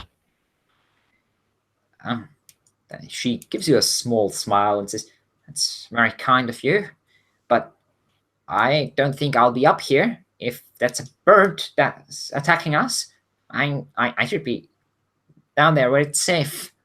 Shag looks to the sky, having totally been convinced by Sevelo's ruse, and he kind of jabs his spear once or twice into the dark sky. And then looks over and he goes, "Yeah, good idea. Let's go." And he'll go under into the hold. No. I meant I'm going down there. I don't think the captain would like it if passengers were moving around the cargo hold. You could damage things, you know. You don't know how to move around there. You have a spear. You should stay up here. And she looks around, sort of pretty conspicuously, and then looks over to Harasto and says, "You can keep an eye on that fellow over there as well when you're up here." How many days has he been in the floating castle? She thinks for a moment. 3 days. He's been there for 3 days. Yes, he's shifty. But I'm using the goblin word for bad shifty, not good shifty. Yeah, she nods. He is. He's been. I saw him talking to Belda the evening before she disappeared. And what is the treasure in the captain's chest that Tamri is worried about? Treasure in the captain's chest. I'm not sure what you say.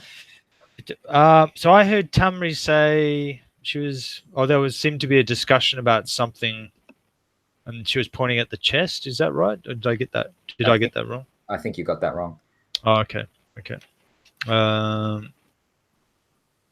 right. Well, I guess he wouldn't press that idea then. He was probably confused by the gesturing. You keep an eye on that shifty fella, and I'm gonna go and check the cargo, make sure that everything's fine there. I'll see you in the morning. Right. And yep. Okay. Shag will like puff out his puny chest and take up what looks like a vigilant guard. He gives a couple nods and pats your shoulder and disappears down below.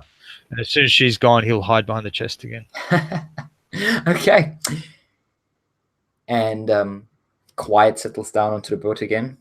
There's a bow now next to the mast.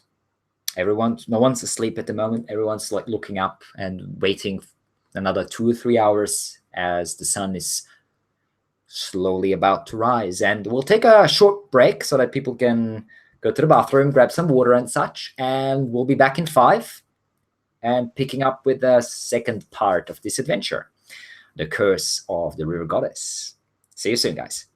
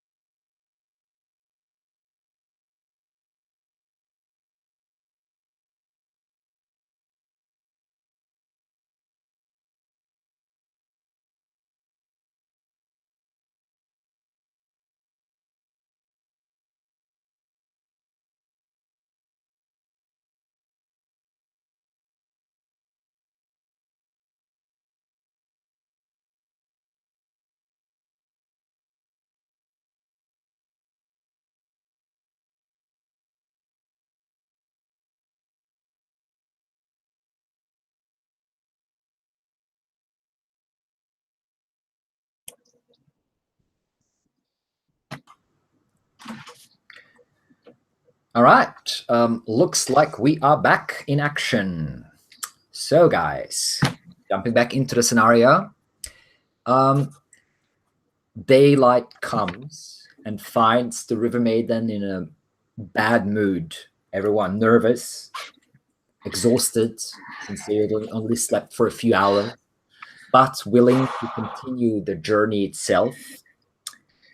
And now, however, that Arello is missing, the boat is a little undermanned. Captain Ogwell himself has to help Tamri with the oars and the sail, whereas Nigra, the goblin, is now giving the task to steer. A task she's not very proficient with, so Captain Ogwell constantly has to run towards the back and help her out if there is any issue with the steering itself. So the three of the remaining members of the crew are quite busy, or will be quite busy over the course of this misty autumn day. The captain does briefly step by after a very, very quick breakfast. No one really feels particularly hungry, to talk to the three of you. That is Sevello, Shag, and of course Harasto, the other passenger. And he says, as you can see, we're quite busy. If any of you could keep, well, actually all of you could keep an eye on, that would be great. Master Shag, was it? He points at Shag.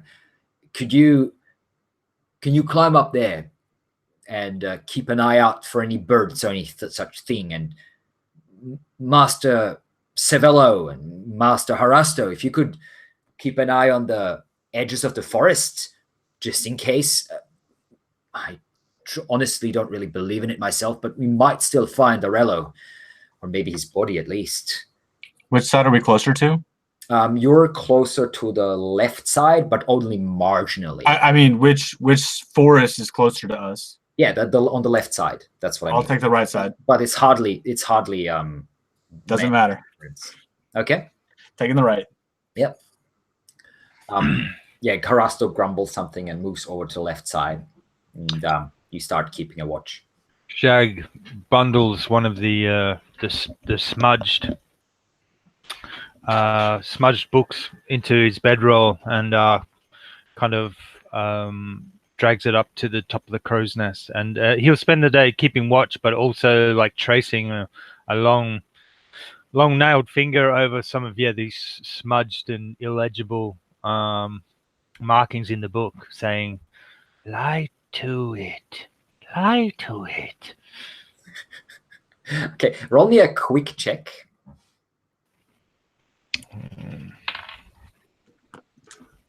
That would be a fail. Okay, so you do manage to make it up to the crow's nest. However, you do nearly fall while doing so, banging your elbow pretty badly on the mast. You will take 1 point of damage during the climb, as a nasty large bruise starts growing on your right elbow.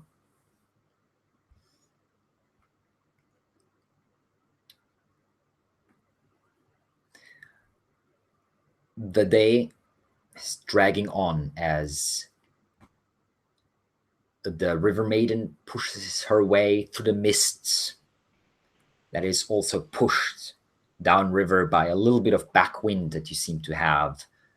The sail is shifted ever so slightly, and you do stay pretty much in the center of the Malcolmore River. Both banks are heavily forested, bushes and trees, some of them massively towering, throwing deep shadows across the river, nearly reaching it, where you are. However, the mist is fairly thick and the brush is very dense. There's nothing to be seen on the edges. A few hours pass and nothing. Eventually, Harasto makes his way over to Sevello. He sort of comes up to you and goes, Excuse me for a moment. I believe you found something last night. Was it a bracelet or some piece of jewelry? Shog found something. Scratch Right. myself. What did it look like? I didn't get a good look. Prios. Right. Was it Well, Sun. I didn't notice particularly. I look very uninterested in this. a leather bracelet, yes, like a metal strap to it with a symbol. They said that it might have been art, like a piece of armor. I don't know. I think I might have noticed something like that. I did get a good look a few days ago when I came aboard. The goblin. He points at Nigra, who is busy, like, battling with the sail, only a few yards away from you, but clearly not listening in on your conversation, way too busy. She, I think, was wearing it, or something very similar to it. Haven't seen it ever since. Did goblins worship Prios? I don't know. Beats me. She might be. You maybe just stole it off someone. Kept it as a memento or something. She couldn't have taken Morello. Ah, well, maybe she pushed him overboard. Surprise attack or something. I don't know. I'm not saying that it was her. All that I'm saying is that I saw some sort of leather armband with a bit of metal on her a few days ago when I came aboard. She doesn't look aggressive. I'm almost ignoring him while I look at her and try to eye what half of the body goblins are. Yeah. What? Yeah, she's pretty thin. She doesn't look particularly strong. What are they? 4 feet tall? Goblins? Something like that. Yeah. How aggressive is she being with this sail? A little bit. She's struggling, like. But she is struggling with it. Yeah, she's not super strong. It's clearly not. I don't think a goblin of that size could have taken a human on, an Ambrian especially. Well, I mean, not in a fair fight, but her kind doesn't fight fair. Maybe she had help. You say something about a bird. I've heard that some of her kind have some sort of familiars or something like that. Do you have something to write on? I asked the guy. Not on me, no. Why? I try to look through my bag and I find a piece of ruined paper. Damn it. No reason. That they can control birds? Well, you see, I'm a bit of a scholar myself. I throw my bag down. Disgust. And sorry. As I was saying, a bit of a scholar myself. I've been collecting the stories of the barbarian clans. Intending to write a book. It's slow going, but their religious practices are quite fascinating. However, over the course of my travels, I have picked up on some stories. Amongst them, that I've heard that some of the wild people, the barbarian clans, and the goblins as well that live amongst them and with them sometimes, they do have this ability to bind a wild animal to them and force it to obey their will. So if she's one of them, one of those witches or something, maybe she's in league with that bird, whatever it was that you saw.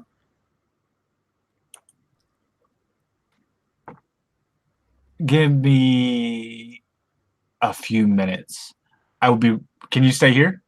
I've got to go find something. I'll be over there. I don't. Over there? Captain asked me to keep an eye on that side of the room. Yes. Have you seen the other goblin that came with me? Yeah, he's up there. I'm gonna search for rocks or something I can throw up there.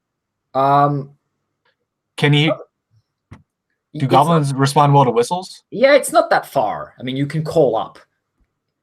He's only. I want to do it discreetly. I want to not get noticed. Oh, okay. It's not really pebbles or anything like that lying around the deck as such. You could, I guess, try. I have a whistle. Grab some of the paper or something, throw it up, some of your soggy papers. Let's do it. Would it work? I'll do it. I'll try. Okay. Let's see. Sheg. It's regular paper. It's not parchment. Sheg, give me a vigilance check. 7 under 10. Okay, nice. So you see a piece of paper flying past, way past you, but you're like following where it came from, and your gaze finds Savella, who's standing down there, and you can see Harasto is just walking away, just looking between the two of you. Lash out with my spear, and I say, "Paper bird!" I put the second crumbled up paper back down. Come here. Okay, so I guess eventually, yes, he'll notice Sevelo trying to get his attention, and he'll shimmy down.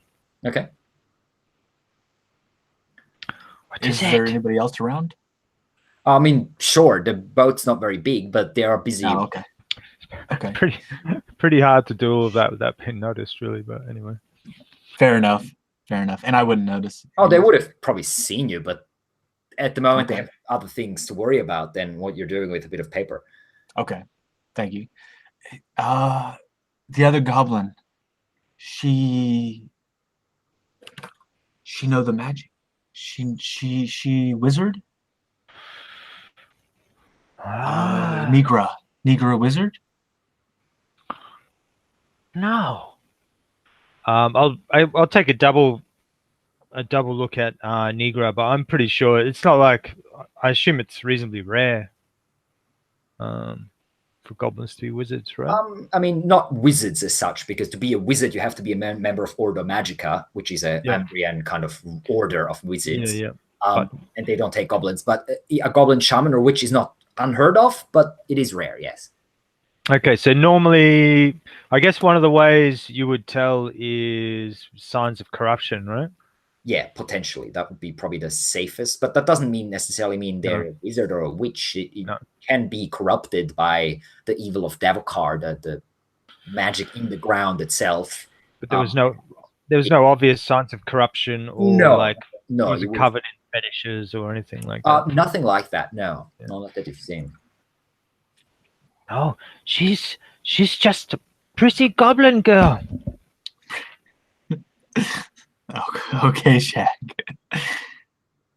I look back at the other side. Her nose is so flat. Yes, flat. Okay, thank you, Shag. Watch out for the bird, okay? And I push him on the shoulder back toward the crow's nest. The wood leading up to the crow's nest. All right. And I start waving the other guy over. Go ahead. I might go up the mast, but I'll just hang back to kind of listen to what they're saying. Okay. Yeah, as you're sort of climbing up slowly, you're eavesdropping into the conversation. What's your vigilance attribute? 10. 10. Okay. Yeah, that should be good enough for. Yeah. You catch most of the conversation as Harasto comes back. It's, so, did you determine anything? Yes. I don't think it was her. I don't. How do you know? I used to study the mages back from Ambria, and there's signs. There's an aura. There's dark. You can feel it. Okay, you can feel it. It almost touches you. She might. Maybe she's not a witch then. Maybe. I don't know. I don't really know what I'm saying. All I'm saying is she's suspicious. And that goblin that came with you, do you trust him? Goblins are suspicious. Yeah. I trust him more than her. Oh, fair enough, I suppose. I'll keep an eye on her, both of us. I appreciate that. She disappears into that cargo hold far too often for my liking. You're familiar with the cargo hold, yes? More than I? I mean, What? down there a few times, keeping an eye on my belongings. I don't trust this goblin to keep her fingers to herself. Were you able to lock it up? Of course, it's locked. He sort of pats his chest. Goblins are sneaky. You might want to go check it. I'll watch your side while you do. All right. Okay. Fair enough. Oh, good idea. He Okay. walks down and starts climbing down the ladder. I will legitimately check both sides while he's gone. Okay. Everything is calm and foggy. Okay. A couple minutes pass. He comes back out and shrugs. Everything seems fine. If she's tried to get onto my stuff, she hasn't managed to. It's very material that can be easily damaged by water and moisture, so I need to keep it locked up tight. Books, you said? No, scrolls mainly, not books as such, but they will become a book in a few months, maybe. When I come back to civilization, I might have enough time to finally finish the book itself. Unfortunate. But good that your valuables are safe. Yes. My reading material has left me, unfortunately. I've noticed. Yes. Pity as well. She gives you a nod and walks away. Cool. I make my way back to the bow side of the ship. Okay. I take back my post. Okay. The day slowly passes as morning slips into noon and noon slips into afternoon. The ship is moving quite well. The River Maiden making good headway. Over the course of the day, the nervousness of most of the people present, as no attack has been forthcoming, seem to have lessened a bit. But as the afternoon slowly starts to approach evening once more, there is a noticeable increase in tension. Everyone's getting jumpy and looking into the sky mainly, and also into the water outside every now and then. And then as night starts to fall, you once again find a spot pretty much in the middle of the river, not even a sandbank or anything like that this time, close to just a slightly less, I guess, the current, where a spot where the current is slightly weaker, and drop the anchor there. So one of the reasons why Shag took his bedroll up to the top of the crow's nest was to see if he could snatch a bit of sleep during the day. Yeah, you might have been able to do that. Sure. So he can be extra vigilant tonight. His eyes peeled on Harasto. Sorry. On Harasto, yeah. You definitely notice that Harasto has been keeping a very close eye on Nigra, also casting suspicious glances your way every now and then. And he also walked over to the cargo holder several times to look down into it. He didn't walk into it like that, took the ladder down. He just like looked into it and then walked away again, back to his position, basically.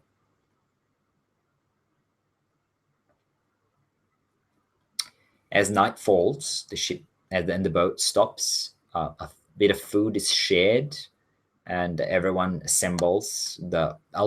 Several lanterns and a lot of torches are lit, and the Captain Ogwal looks around and says, "Well, we've made good headway. 2 more days like this, and we will be in Jakar.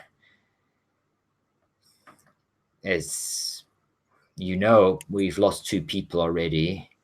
I certainly hope that we do not lose more.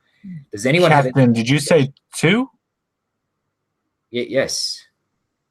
Oh, okay. I'm sorry. Go on. Gives you a look. Shakes his head. Now, does anyone have any suggestions for what we should do tonight if this bird comes? I mean, I'll leave my bow right there. And he points at the mast where the bow is like lying on the ground with a bundle of arrows next to it. if anyone needs it, use it definitely. We do also need some sleep though, otherwise it was a rough day for all of us. Indeed, actually, Tamri, Ogwal, and Nigra all look pretty tired after rushing around all day, and the three of them doing the job of 4 people basically. Especially Captain Ogwal himself looks quite tired. We will need to get some sleep so we can continue our journey tomorrow. So I'd be thankful for any suggestions. Animals are afraid of light, right? Fire? Yes, we'll light up as many torches as we can around the ship. We have to be careful, of course. I mean, fire is not good for wood either, although the boat's pretty wet by now, so it shouldn't be a large danger, but still. Don't take any torches into the cargo hold, though. No. There's a whole bunch of barrels filled with pitch down there. If that goes up, it's not going to be pretty. No torches in the cargo. Okay. Yes, lanterns are fine, but no torches. What if we set up a patrol? What's the word? Someone stays up and watches. Yes, we'll definitely have someone watching for sure. Well, I mean, and then we take shifts. Would that work? Yes, definitely. That's yes. We have to. If that bird, if it tries to knock you overboard, I try to stay away from the side, I guess, while you're on watch. I'll take first watch myself, that I can catch some sleep. We need, I suppose, 3 more people to get us through the night. If we do, 2.5 hours each, still allowing us to get some sleep. So Tamri raises her arm and says, I'll take a watch, Captain. I won't be able to sleep anyway. Right. Shag watches. That's 3. We need 1 more. I raise my hand. Master Savella. All right. Well, give Tamri the last watch then. I take the first one, and the 2 of you can determine which one of you wants to take the second, and which one of you takes the third. Nigra, go get some sleep. And he just casts a quick glance at at Harasto without saying anything, but the glance is fairly bit angry that he hasn't offered to help, basically. Harasto just turns around and crawls down into that kind of makeshift sailcloth where he's sleeping, and you can just see his feet basically sticking out. The rest of him is gone. Right. Well, as I said, I'll be taking first watch. He takes a lantern from a hook on his side and puts his other hand kind of on his sword. Which one of you should I wake?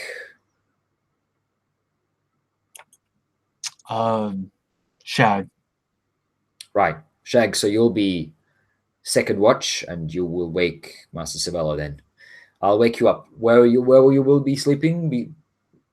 Behind the chest again? Yes. Nice and safe. Yes, well, I suppose you can fit. Right. Very well. I'll wake you up then. Get some rest. So it's still pretty early. It's just it's early evening. Yeah, it's maybe 7, 8 o'clock. Yeah, so I think he'll probably try and get some sleep, but then after his watch, he's going to try and stay up and keep eyes on Harasto. Okay. From his hiding spot. Yep. So you basically settle down. You try to get a bit of sleep. I'm taking Harasto's old spot before he gets back. Oh, he's already in there. Oh, he's at the chests? Not downstairs? No, okay. Not downstairs. No. Okay. Never mind then. Yeah. So you go all settle down. The ship goes quiet, except for the footsteps of Captain Ogwal, who's just moving up and down with his lantern held high, gazing up into the sky all the time. And you manage to catch a little bit of sleep.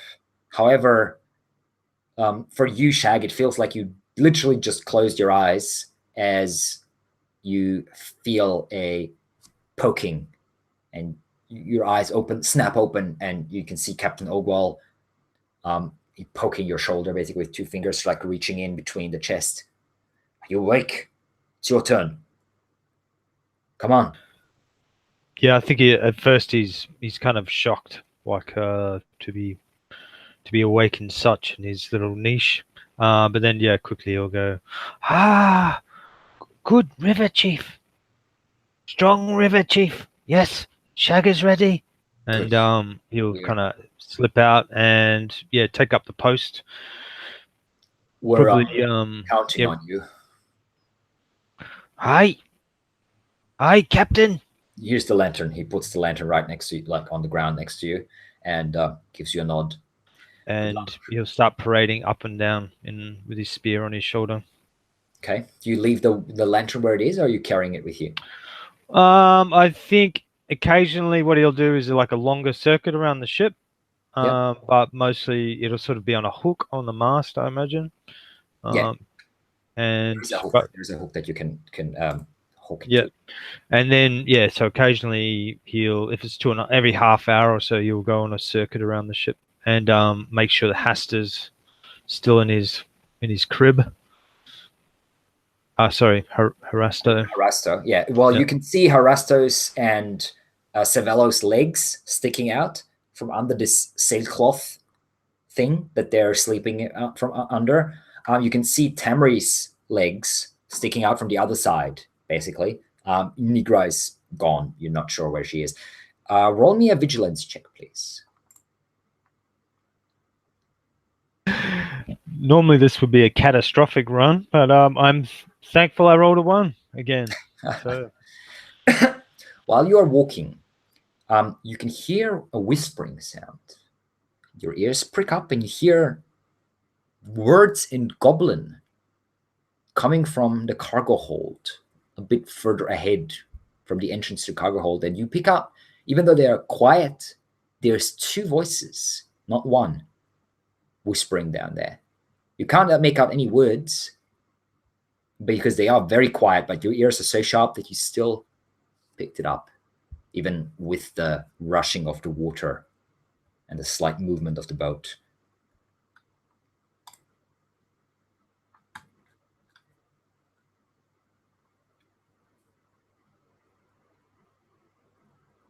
You're muted if you're trying to talk. Oh yeah, sorry about that. Okay, so you'll go back to his station at the mast and hang up the lantern, and then at that point he would attempt to sneak down to see if he can overhear what's going on down there. Roll me a quick check. No, actually, a discreet check. Okay, I'm just thinking. Actually, what I might do is move out of the lamplight into the shadows. Yeah. And in a puff of slightly foul-smelling smoke, I will turn into like a rat. Oh, okay. And sneak downstairs. Draw the magic around you, and you like shift, and there's a large rat sitting where you are at the moment. You do, however, take 1d4 corruption. So roll me a d4, please. Because I think that gives me the opportunity to re-roll any discreet checks. Indeed, it does. 3 corruption. So 3 temporary corruption. So you're fine so far. You just feel this kind of bile at the back of your throat. This kind of like drinking an oily film in a water bottle that you're drinking off. Delicious. Kind of like a weird aftertaste, which you're kind of used to. I mean, this is not the first time. So so is that correct, or do I need to read out the shapeshift? No, that is correct. You get twice as fast. You can reroll all the discreet, and you're faster in movement wise. Okay, so a 10 and a 3. I would have succeeded anyway. Okay, so you make it. Do you want to go in, like into the cargo hold, or just at the end? like be No, well, I think because he's changed into a rat, he's going to attempt to get closer. Yep. So he So can maybe even get eyes on this. Yeah, you scenario. easily climb down, and kind of scuttle around down the ladder, and then disappear between some chests. And your sharp nose picks out the stench of tar everywhere around you, and a little bit of food smell as well. Yummy. And the scent of two goblins. You can see them barely because it's pretty dark down here, even for your rat eyes. In one corner, huddled together. They're both fairly on the small side. One of them is definitely Nigra, and the other one is about her size, from what you can tell, but seems to be a male goblin. That's pretty much all you can make out visually, at least. And you can hear Nigra's voice going, Anything that you can tell. I know you well enough, Noga. So, and then the other voice says, no. You can't guarantee what your captain will do. I've seen him, big and a sword. If they throw me out, I'm gonna die. Can you live with that, sister? No. Well, no one's going to kill you. I mean, we have other problems. That bird wasn't a bird. I told you, it wasn't a bird. No bird that I've seen before, anyway. Well, what was it then? Can't tell you, sister. Can't tell you. I have to keep some secrets to myself. If I'm discovered, something to bargain with. Well, you can tell me. I'm not telling anyone. I'm not. You're gonna tell them, the big ones, and then what? What can I bargain with? You're seriously impossible, Moga. That man, Harasto, he's suspicious already. Do you think he's seen you? No, he hasn't seen me. No way he's seen me. He's been too busy with his treasures. Yes, the treasures, that's a different thing. So, I guess we'll just stay here and wait for daybreak, and hopefully nothing will happen. I'm not getting closer to the water. No way. I'm staying right here. Well, fine. Have it your way then. and voices go quiet, and you can see both the goblins kind of like moving in between some barrels and chests to kind of wiggle their way in and go back to sleep. Right. Yeah. So I This was guess all in the goblin tongue, by the way. yeah. The only other info he would want to get is like a rough. I mean, the hold is only so big, so I'm assuming it'd be easy to find a stowaway in there. But if you can get some idea of where he's hiding, Yeah. So you sneak around a bit. Roll me a vigilance check. I will grant you the bit to roll twice and take the lower one. Yep, 4 under 10. Okay. You do find after a few minutes, it is very tricky to navigate around here if you unless you are small, like say a goblin, or even smaller, a rat. So you spend a few minutes to navigate through the whole cargo hold, which would probably take an hour for a human, maybe more. And you do find at the very back a small niche, and there's like a few food rests there, and what looks to be a blanket of some sort that's kind of tied up, and you reckon this is where the other goblin must be hiding. Usually, anyway. Yep. Okay, that's good. And it would be interested in checking out Harasto's stuff, but I better get back to my post before someone thinks I've been carried off by some giant bird. So he'll climb back up and make sure he turns back into a goblin in a discreet location. Yeah. And then takes up his post again. Mm-hmm. And, roll me another vigilance check, please. oh yeah, and keeps an eye on Harasto. Fail. Okay. You watch the darkness, watch the sky, you watch the boat quiet. Everything seems quiet. Eventually, the moon comes up a little bit, and you gaze up and you realize, oh, it must be around the time, judging by where the moon is, where you should wake up Cervello and let him take the third watch. It is now well and truly deep into the night, maybe about, I don't know, 1:30, 2 o'clock in the morning or something. Yep. So he'll sneak over there to Cervello, and Cervello and Harasta. Yep. They're both asleep. Both of them seem slightly disturbed in their sleep. Not as disturbed as Tamri, however. She's lying on the other side, basically about maybe 10 feet away or so, and she's like in fetal position, and she's whimpering quietly and kind of moving around a bit. But she is also asleep. Jeez. Yeah, and he'll wake up Cervello. Okay. Do you have a light with you? Yeah, I guess so, but I'll probably put it down so it's not like shining right in your face. All right. I'm going to try to kick this beast that's attacking me. Wake up! I get up and I literally try to kick him. I'm scared shitless. I think a monster's attacking me. Okay, roll me an accurate check. What's your Fail by a lot, by 7. Okay, so you swing and miss and basically hit your toe on a piece of wood. Ah! Oh, Attack! I'm under attack. Harasto like opens his eyes immediately, like what, and goes for his dagger. Like draws his dagger. So fierce, so fierce. There's a time for watching. Shag. What? Shag. What did I tell you, dude?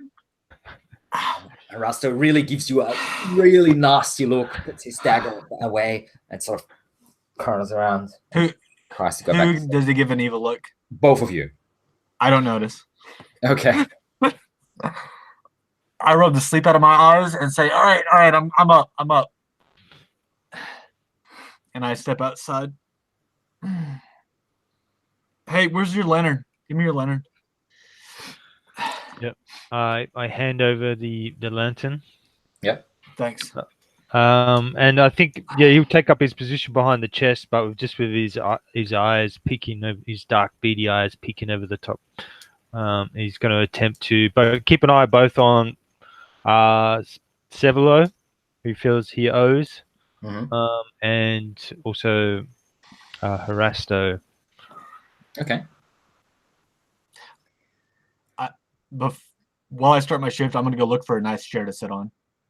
I will check the whole. A nice chair, you said? Yes, I don't want to sit on my. There is no chair in the. I will look for it anyways. Okay. However long that takes, I will look for the chair. Okay, so you start looking around the ship, but yeah, there's no chair. You check the front. You kind of check around the mast. No, there's no chair hanging off the mast either. You can probably find a barrel or something. I'm gonna try a box next. Yeah, you can. You try to grab one of the chests, but they're nailed to the wood. So you like, no, doesn't work. Okay. Are there any down below? There would be barrels probably that you could take, although most of them look pretty heavy, so you're not sure if you can carry them up the ladder by yourself. Having wasted all this time, I look reminiscent at the barrels and I shake my head and make my way back up defeated. I'm not even going to try for the barrels. Okay. And I'll just sit on my ass on the thing. Yeah, the boat's kind of shifting a little underneath you. You can hear these bloop, bloop sounds as the water hitting the sides of the ship. Everything else is pretty quiet. The wind's died down. The rain has stopped, even though the sky is still dark and clouded over. There's hardly any moonlight, but the ship itself is lit up with torches and the lantern in the middle. I have the lantern next to me. Yeah. So, and Shag is still awake, right? Is that correct?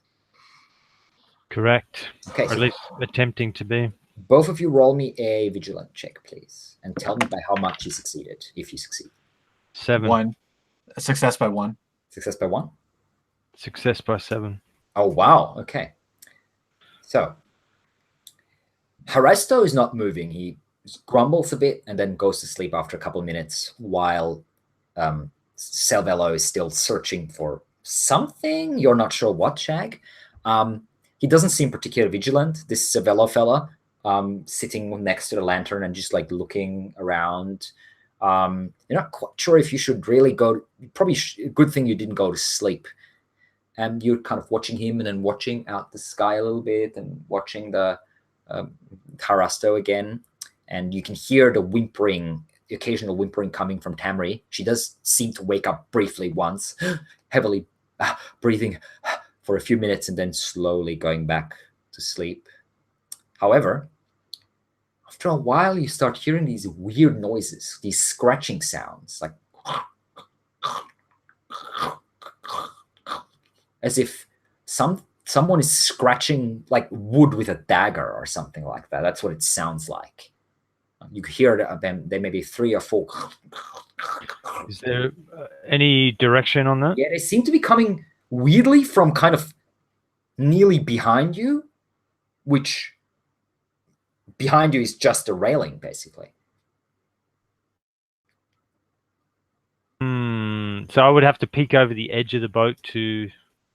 Yeah, potentially, if you wanted to see if there's Okay, I think what I do is I sneak further along, so I don't want to be looking right over where it is. I want to be looking like down and across at an angle, so it can't just like so you have to move backwards to the back of the ship a bit more. Yeah, and the then noise seems to be coming from more from the center part of the where the mast is, kind of. Yep. So, whichever is easiest, towards the prow. Yeah, the back. Bow or the stern. The stern would be easier. Yep. So you move back a bit and you peek over there. Roll me a, let's see, roll me a discreet check first and then a vigilant check. Discreet is 9 under 13. Perfect, yeah. And sorry, what was it? Vigilant, was it? Yes. Oh, geez, that's pretty good. So 6 under 10. Wow. My God, I'm like succeeding at stuff. You peek over and looking down, you see this large shape that is basically holding on to the side of the boat. It looks vaguely insectoid in a weird way. It's kind of longish and has legs that are like curled around the side of the boat. It's pretty big, and it has these 2 long arms of some sort that it's slowly sneaking up. And you can see it seems to have eye stalks, long eye stalks that kind of looking over the side of the boat. Exactly, you're very sure they're looking right at Cervello from only a few feet away as he's sitting there with his lantern. And then you can see one of those like long, thin arms that has like a pincer on its end, slowly coming over the side of the boat and reaching for Cervello. No, what the fuck? You actually don't see that yet. Well, I just wait for it to go for him. Okay. And then when it's just I'm only kidding. I'm only kidding. If I'm able to, while it's focused on him, if I can attempt to attack it from surprise. Most definitely, yes. You have so you both you and the creature have a surprise round. You're going first. So what do you want to do?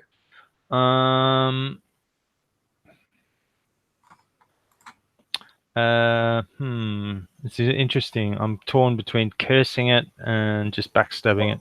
I think I will backstab it. Okay, so you get out your spear, you leap up and stab down. Are you aiming for the body itself or for one of the claws? I'm actually aiming for one of its eyes. Ooh, that's gonna be very difficult. They're very thin eye stalks, kind of. Okay. But well, I guess try if you want to. It's gonna be very difficult. Okay. I'm just not. I didn't know if it was just narrative or was actually going to mechanically affect it. No. I guess what he would do is he's attempting to damage one of the claws to like make it withdraw from its attack. So that would probably be what it is. While Cervello is still like sitting there, all of a sudden Shag leaps up and stabs like something next to you that you haven't noticed yet. So Shag, the creature has not noticed you yet, which means that you have advantage on the attack. Let me bring up. And I can use. I have a backstab. Yes, you do have that. That is true.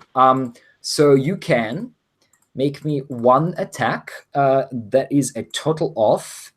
I believe you add. Wait, let me bring up those. I can use discreet instead of accurate. Oh, that's true. That's true. Yeah, because you have backstab. That's true. So you can. What's your discreet in total?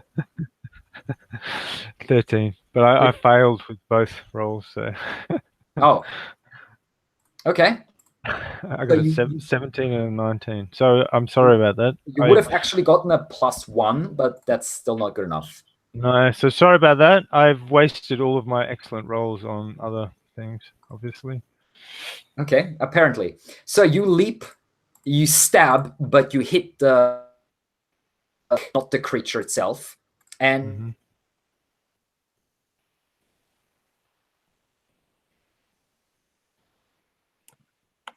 Alex, I just had your. Yeah, I think he. Okay, it looks like you're disconnected. If you can still hear us, but we're getting nothing. I'm gonna go on a 2-minute break. Okay, when he gets back. Yep. Okay. Oh, there he is. Sorry, go ahead. My computer was getting too excited with the combat starting, apparently, so it decided to, I don't know, have some issues. The creature attacks. Both of its pincers shoot out towards Cervello. You have to roll me 2 defense checks with a -3. Oop. First one's 23. Nat 20 plus 3. Holy shit. Okay. Second one is 19. Okay, so you are hit by both claws. Oh my god. Which means you have to roll me 2 armor checks, please. God damn.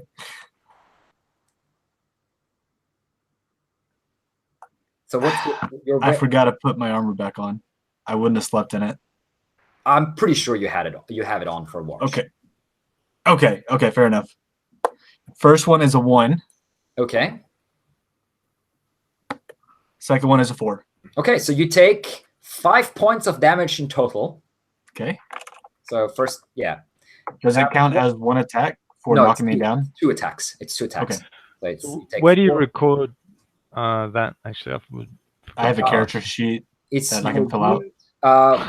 Maximum, I think it's called, or something like that. Yeah, toughness over maximum. Toughness, not wound. Yeah. So toughness. I forgot to record. Did I heal any of that damage? You did not yet. No, you have 1. You still have 1 toughness less than you should have in total. Yep. You would have healed it basically in the morning, but yep, middle of the night. So both claws hit Cervello, and you have to roll me 2 strong checks, Cervello, now with a -1 each. Okay. All right. 4 for the first one. That's success. Which is a success, and then 14. I lose by 7 on the second one. Okay. Fail by 7. So you both claws are pulling you. You manage to resist one of them, which kind of hit you in the shoulder. The other one has hit you in the foot, though, like around the leg, and it just pulls the legs from under you and starts pulling you over the railing. You're not quite, like, you're basically hitting the railing, and the creature is trying to pull you over, but it hasn't pulled you all the way yet. You're still in there, just barely. So that was the surprise round. And now we are starting with Shag, the top of the initiative. What are you doing?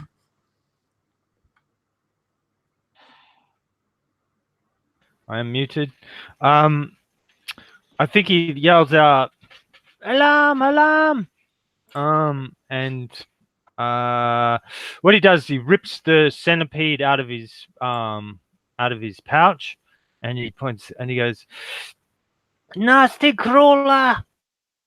And he rips the centipede in half while he's pointing at it, and he curses the creature. Nice. So the creature, you can see that the kind of claws briefly shaking, but that's all the effect pretty much it has. And I take another 1 corruption. Okay. So that's 4 total. Okay. And that is your turn, I believe. Cervello, it is your turn. I'm gonna try not to get taken over this ship. Okay, you can roll me a strong check with -1. Okay. 1 second. That was a bad idea. Just a single? That Yes. wasn't the right dice. 1 total. 1 total. Yes. Wait, you mean Wait, one penalty or one add 1? Like I get a 1 bonus. -1, which rolled- penalty. I rolled it. Okay, so I got a 3 total then. Okay, yeah, that's good enough. You managed to rip yourself out of one of the claws. The other one is still held onto you, however. Sounds good. And that's pretty much all you can do, I'm afraid. Cool. And the creature now, the claw that is loose, so to speak, will lash out towards Shag and try to grab a hold of him. Shag, please roll me a defense check with a -3. Okay. The claw is pretty fast as it's coming your way. So what am I rolling this against? There is a defense you have at the bottom part of the first page of your character sheet. There should be a defense value. Okay. I rolled a 19. Oh, so- that's not good. So Yeah, you, so curse only affects its Oh. rolls, right? you can reroll. You can reroll because of the curse. You curse one enemy, forcing him to re-roll Yeah, all but success. in Symbaroum, the enemies don't roll dice. I get you. Roll. So you get the reroll, basically. Okay. So I rolled a 9. Is that good enough? I just can't quite see defense. Sorry. Where's your Just yet. armor? Where it Oh, says- down near armor. Okay, my defense is 9, so I failed, I guess. Ooh, what's your quick? My quick is 11, Okay, but yeah. I have impeding Yeah, -2. you have armor on, yeah. Okay, so 9 defense, and you rolled what? I rolled a 9, so Okay. but it's -3. You said, Yeah. So. So it catches a hold of you on your arm. Roll me an armor check, please. At 1d4, I believe that should be. 4. Okay, you only take 1 damage from the pincer. However, it also starts pulling you overboard. It's kind of hanging in there, pulling both of you. And you can hear now voices from the ship like, "What's going on?" And the captain's voice, "We're under Curse it! attack!" And, Curse it, mother crawler! but the people are not quick enough to react. They're just waking up. Shag, your turn. Oh, okay, cool. So backstab only works. When you have advantage, which you do not have right now, I'm afraid. Okay. However, you have to roll me to see if your curse is still Yep. up. So I have to roll Resolute. under resolute. Is that Yes, correct? 15 or less. No, I rolled over it, so that's the end of the Okay. curse. So the curse is gone. The pain, even though it's not much, but the pain and the panic overwhelms just your mind. That the concentration is broken. Okay, cool. I guess I jab it with my spear, attempting to force to Are release you- me. Okay, so you're aiming at the claw. The claw that's grabbed me, yeah. Okay, go for it. That would be an attack with a +1. Accurate. Yes. That is a fail. You try to stab it, but there's not much space. It just shifts out of the way, and you just like scrape across the side of the railing with the spear, not doing anything. Okay, Civello, your turn.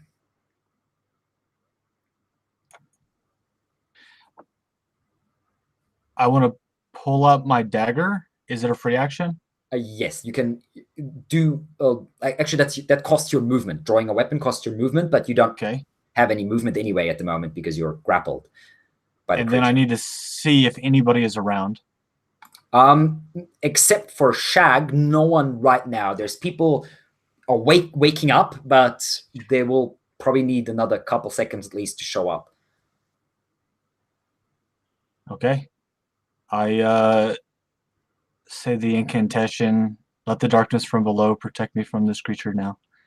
I want to bend will at the creature, Oh, and all I have is eyesight on the leg. Can I do that, or do I need to see its face? I'm gonna try anyways. I think I'll allow. I mean, you can kind of lean over a little bit, and you'll see it right underneath you. It's pulling you. Okay. Anyway. So you're like, Okay. oh, shit. Like you see this nightmare of a face with like 6 eyes, large round silver eyes, and this small kind of opening up underneath it. It's pretty big. Like the creature is about double your size, or nearly double your size. And you can see stuck to its teeth are like bits and pieces of cloth that are kind of like just stuck there. Okay. And it's trying to pull you through that mouth. Okay. I'm gonna go ahead. Bend will forces it to make you make a resolute check against its resolute, I believe, right? Okay. While I'm looking at it, I want to take my dagger. Your video feed's off like by 2 or 3 seconds as a heads up. Okay. That's why I keep stopping. Sorry. So I'm gonna look over the rail and try to stop myself from going over. I'm gonna cut my hand and splatter the blood across, and then call down bend to my will. Okay. So Well, it's versus resolute. Yes, so that would be a resolute check for you with a minus, so just straight up resolute, no modifiers. I fail. You By 4. try, but the creature's eyes and this maw, it distracts you too much. It's too much panic. You can't quite grasp a hold of the spell itself. However, you can feel the corruption running through your body as you take 1 corruption, I believe. I have to pass another resolute. Oh. I pass this one. I take 1. Yeah. Okay. You fight it down with your training, but there's still a little bit of this vileness entering your flesh. The creature, since it has hold of both of you, will pull both of you further down, trying to get you overboard. So both of you roll me a strong check with -1. Not even close. 12. I lost by 12. Holy shit. Shag? Yeah, 18 on the die, man. So My God. So you're both pulled overboard as the creature is starting to climb down, and its body is now disappearing into the water, and it pulls you, and you're both splash in the water next to you now. In the water next to it. It's still sort of holding on to the side of the boat, but most of its body is submerged, and it has also pulled you in the water. You're not too deep right now, but you're like splashing around. The water is cold. And you can hear shouts above. What's going on? Where are they? What? Where? What? And they're like shouting and light above you, but no one sees you at this very moment. It is Shag's turn, as I'm starting to believe that this adventure is going to end rather badly. Shag, what do you want to do? are we underwater or? You are semi-submerged, not quite underwater yet. Like you Semi-submerged. come up a little bit. In fact, roll me a strong check, please. That is a 9. Is that a success? That is a fail. Okay, you take 1 damage from the strain of the creature and the water splashing in the face, and you gulping down a bit of river Okay. water. I think it's time for Shag to show what he's made of. And so what he does is he squeals, a bubbling squeal, kind of half his mouth, half in the water, and then there's a giant farting bubbly noise as he turns into maybe a toad. No, hang on, it says mammal or reptile. Yes. So maybe a water rat. Yeah, And it's sure. to with this change of mass, use it to like slip the claw and swim under the. You take 1d4 points of corruption. 2, so I'm on 6 corruption. Okay, so you're still under your threshold. That's fine. You are starting to feel like icky and just disgusting underneath you. There's a bit of pain in the midst of you as you shrink down. And I will grant you the ability to roll 2 strong checks. Take the better one to see if you can actually make it quick checks. Make it quick checks to see if you can wiggle out before the claw closes. Discreet. Quick. Okay, I'm just trying. Well, that's a natural 20 and a 17. Oh my God. Yeah, you're not getting out. The claw shifts and adapts to you and is holding you now in rat form. Sevello, your turn. I need to get out of my backpack. You need to roll a strong check first. Okay. Any penalty? I No. got a 2. Okay. Succeed? Okay, Yes. yours like water splashes into you, but you can manage to get enough breath to not take any damage from the submerging. You manage to struggle out of your backpack. I'll say that's your movement action to do that. Okay. And I'm gonna just try to slash at the leg of my dagger in the water. Are you attacking the pincer or the creature itself, like the body? Is it like a squid or octopus? A big No, tentacle? it's more like a crab scorpion thing. I'm going to so it connects. I'm gonna just stab at its like the shell arm. The shell. Okay. It's a shelled arm. Yep. Yeah, I won't go for the claws because Okay. I could hit myself. You go for it. Yeah. Okay. Fail by 1. It would. And you would I'm get okay with the a- penalty, You would get a +1 actually. So if you fail by 1, that's a even hit. though I'm in the I'm slashing Yes. around in Yes. water. Yeah, with the dagger, it's fine. Only bigger Okay. weapons would have a problem, basically. Then I succeed by 0. Okay, so you hit the creature. You have to roll me a damage. Damage for the dagger. I think it's a D6 if I'm correct. Okay. Yeah. 6. Woo! Wow! Holy crap! I like this dice. Okay, you do hit the creature, and it actually lets go of you. You see this brackish black ichor spurting out of the wound as you jab your dagger in between the chitinous kind of plates that it has. It lets out this weird scream. You have hurt it. And it lets go of you. The pincer opens. You're in the water still, but you're no longer grappled. However, it is the creature's turn, and it will do 2 things.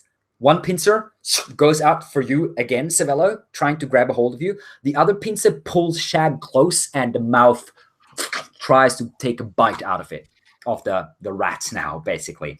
So both of you roll me a defense check with a -3, please. Fail by 3. You are once again hit by the pincer. Fail by a lot. Okay. Shag, you take 2 points of damage as the mouth bites into your flesh. Do I roll armor or? No, you do not have armor in your rat form. Oh yeah, true. Armor's gone. Where am I grabbed at? Arm, leg? It grabs you on your left, like upper arm, kind of left upper arm. Okay. And you roll me an armor check, please. 1. Oof. Yep. You take 4 points of damage. Okay. That's my pain threshold.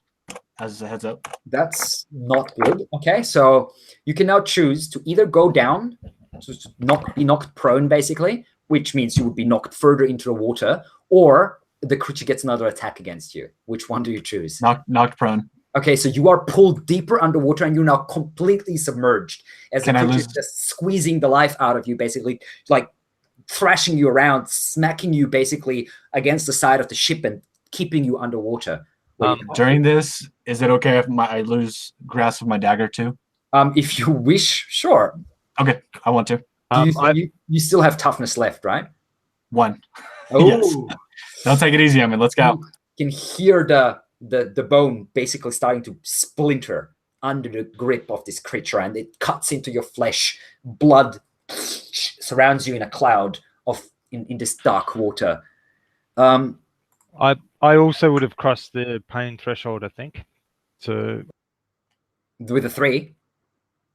The 2. Sorry, you take 2 damage, didn't you? So now you have to cross the pain threshold in 1 hit. That's when it counts. It was 2 points of damage, the last one. Yeah, so I'm sure your pain threshold would be more than 2. Pain threshold is half of your total toughness. Yeah, it has to be. It's definitely more just than 2, about. yeah. Okay. Well, you are sadly too submerged or too far off the boat for any of the other people to help you. Shag, it is your turn. well, Options. So in rat form, like the situation has changed now that it's grabbed me in rat form. I no longer have advantage to escape. Now I would definitely grant you still, because that small form is so nimble and quick that you could still Yeah. you'd still have that bonus for sure. It does say this form is useless in combat. Yeah, you cannot attack. But can move twice as fast and re-roll all quick and discreet checks. Yes. Enemies do not gain any free attacks against you in combat. Yeah, so free attack is like an attack of opportunity, basically. So if you move away from the creature, it will not get a swipe at you. Cool. All right, let's do it. So that is a quick check, double quick check. Oh my god, a natural 20 again. Come And on. the second one? 15, fail. Oh my god, you do not get away. It's holding you. You're like wiggling. A bit of water escape, air escaping your lungs as it's squeezing. Also, roll me a strong check to see if you take damage from the water. Success. Okay, you do not at all least. bad. Okay, well, I live to be eaten by a giant lobster. pretty much. Cervello, your turn. Roll me a strong check. If you fail that one, you're dead. All right. 9. Oh well, it was good knowing you guys. So you like scream underwater as your arm breaks. Water rushes into your lungs as you, after the scream, breathe in. The creature slams you once again against the ship, and there's just this pain and as your head caves in, and you're gone. The creature, still gripping a hold of Shag, will squeeze and take one more bite. Shag, roll me a defense check with a -3.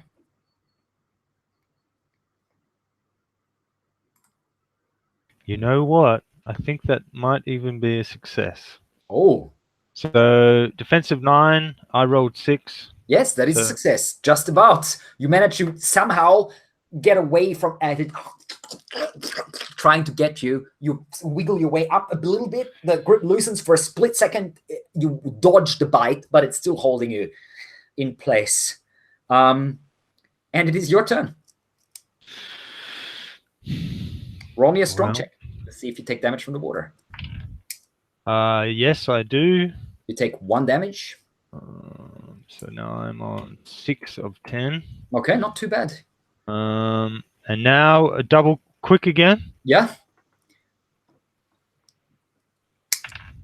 Success with a 9. You finally managed to wiggle out. You would have -1 total, but I think 9 is still a success. Yeah, it's a 9 under 11. You finally wiggle out of the creature's grasp, and you can now move twice. Whoa. Just internally is like, thank you, mighty wizard. As the wizard's body is a juicy distraction. Pretty much. Yeah,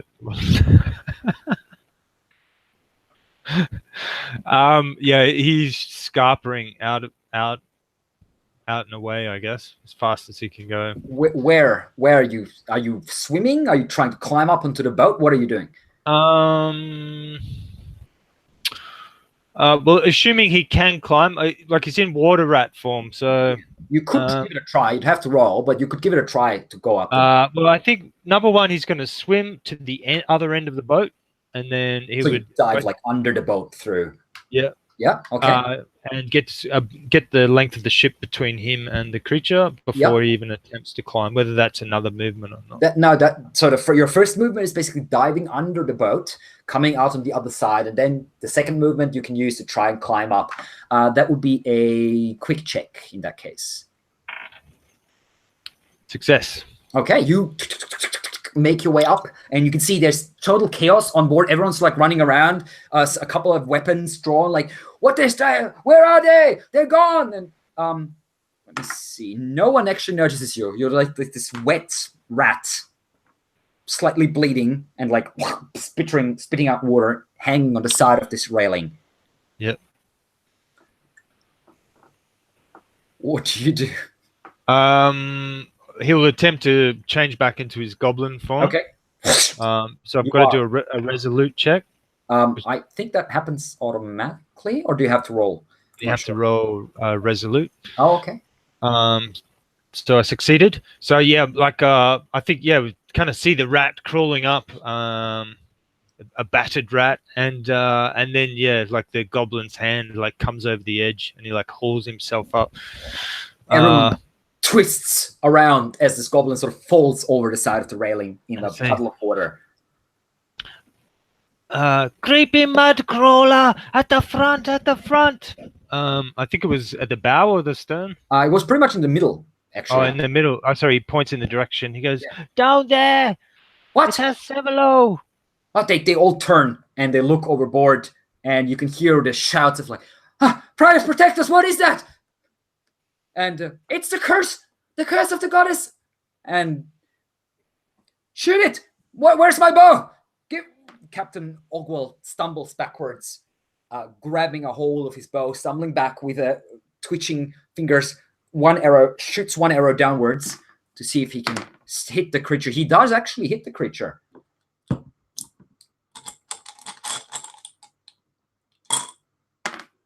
But it doesn't seem to do much. The chitinous plates are too thick. The arrow mostly just shatters across the hide. And the creature, however, you can hear this. And then it just goes underwater, disappearing, climbing out of sight, basically. And you can just briefly see Savello's body completely surrounded by blood being dragged after the creature in this cloud of red. One pale arm comes up briefly, one hand, and then nothing. There's no chance to fire a slingstone? I'll give you one shot if you run up there quickly and while Ogwell is getting his bow ready. So is that accurate, I guess? That would be accurate, yes, and you will get a plus, I'd say -1 in total. Okay. I rolled a 4. You do hit the creature. Roll damage then. Not sure what does the sling do? Sling 1d6. Yep. 2 points. Mighty. Just bounces off the hide. Nothing.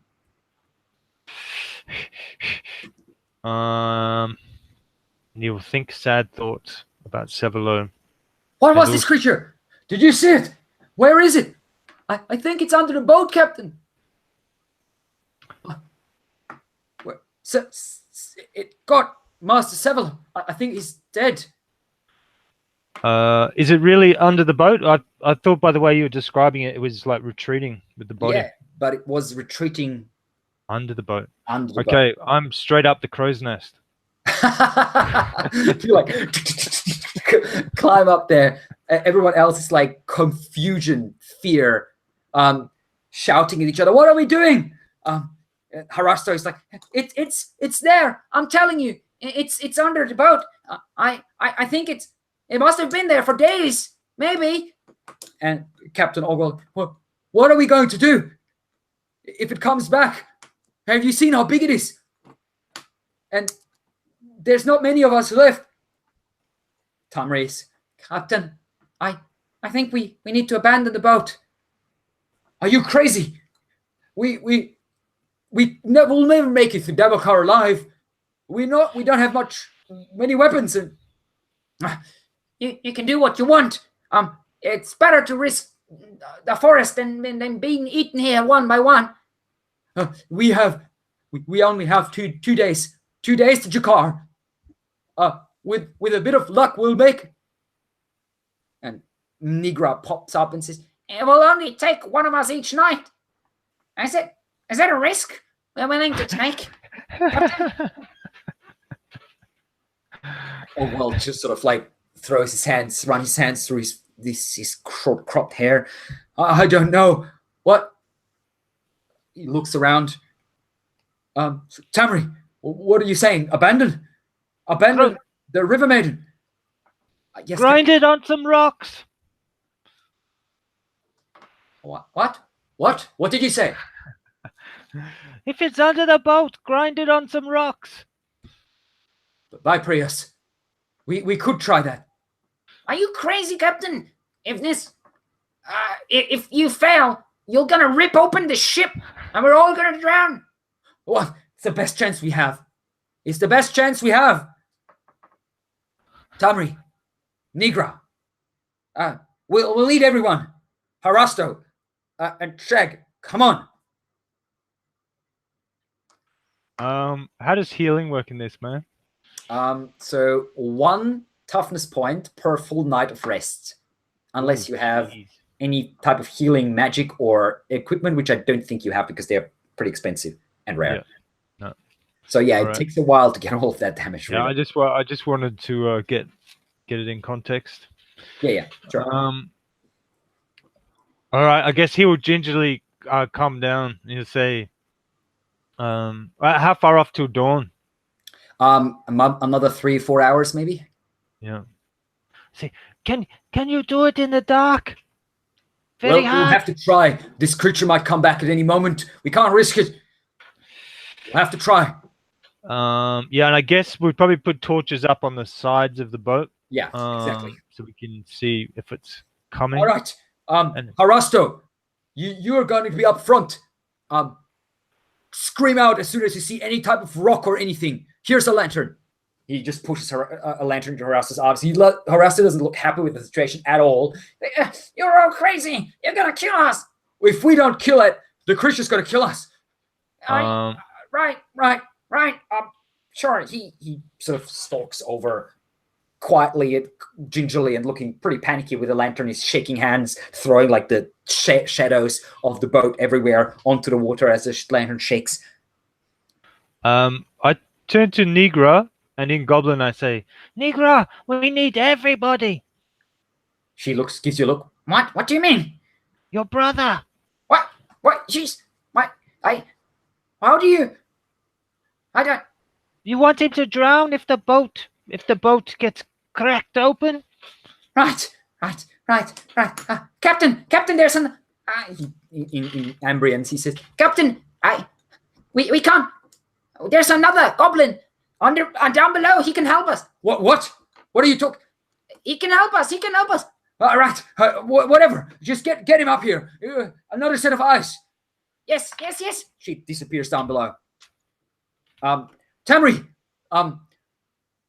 you take care of the sail, or the oars. The oars are better. Yes, Captain. I'll do my best. Good. I'll be at the tiller. I need to man the steering. Yes, Captain. Tamri points at you and says, You're going to help me with the oar. You don't look strong, but we don't have anyone else. You goblins, all of you, as the other 2 goblins are now appearing from the cargo. Moga, the male goblin, looks pretty confused and afraid. And now that you see them in the light, Shag, you're pretty sure they might be brother and sister, or at least closely related. They have very similar faces. Only that Moga's face is not as flat because his nose hasn't been broken yet, so he has like a more pointy nose. Otherwise, they are very similar in looks and kind of demeanor. And they both. she's far prettier. Yeah, well, obviously. They both leap to attention as Tamari's like, All right, here's what we'll do. We have 6 oars. There's 4 of us. You both grab an oar. Do what I do. When we get going, when you too, she points at Nigra and Moga, and says, that's the anchor. Get it up. You, Shag, or whatever your name is, grab an oar. Get ready.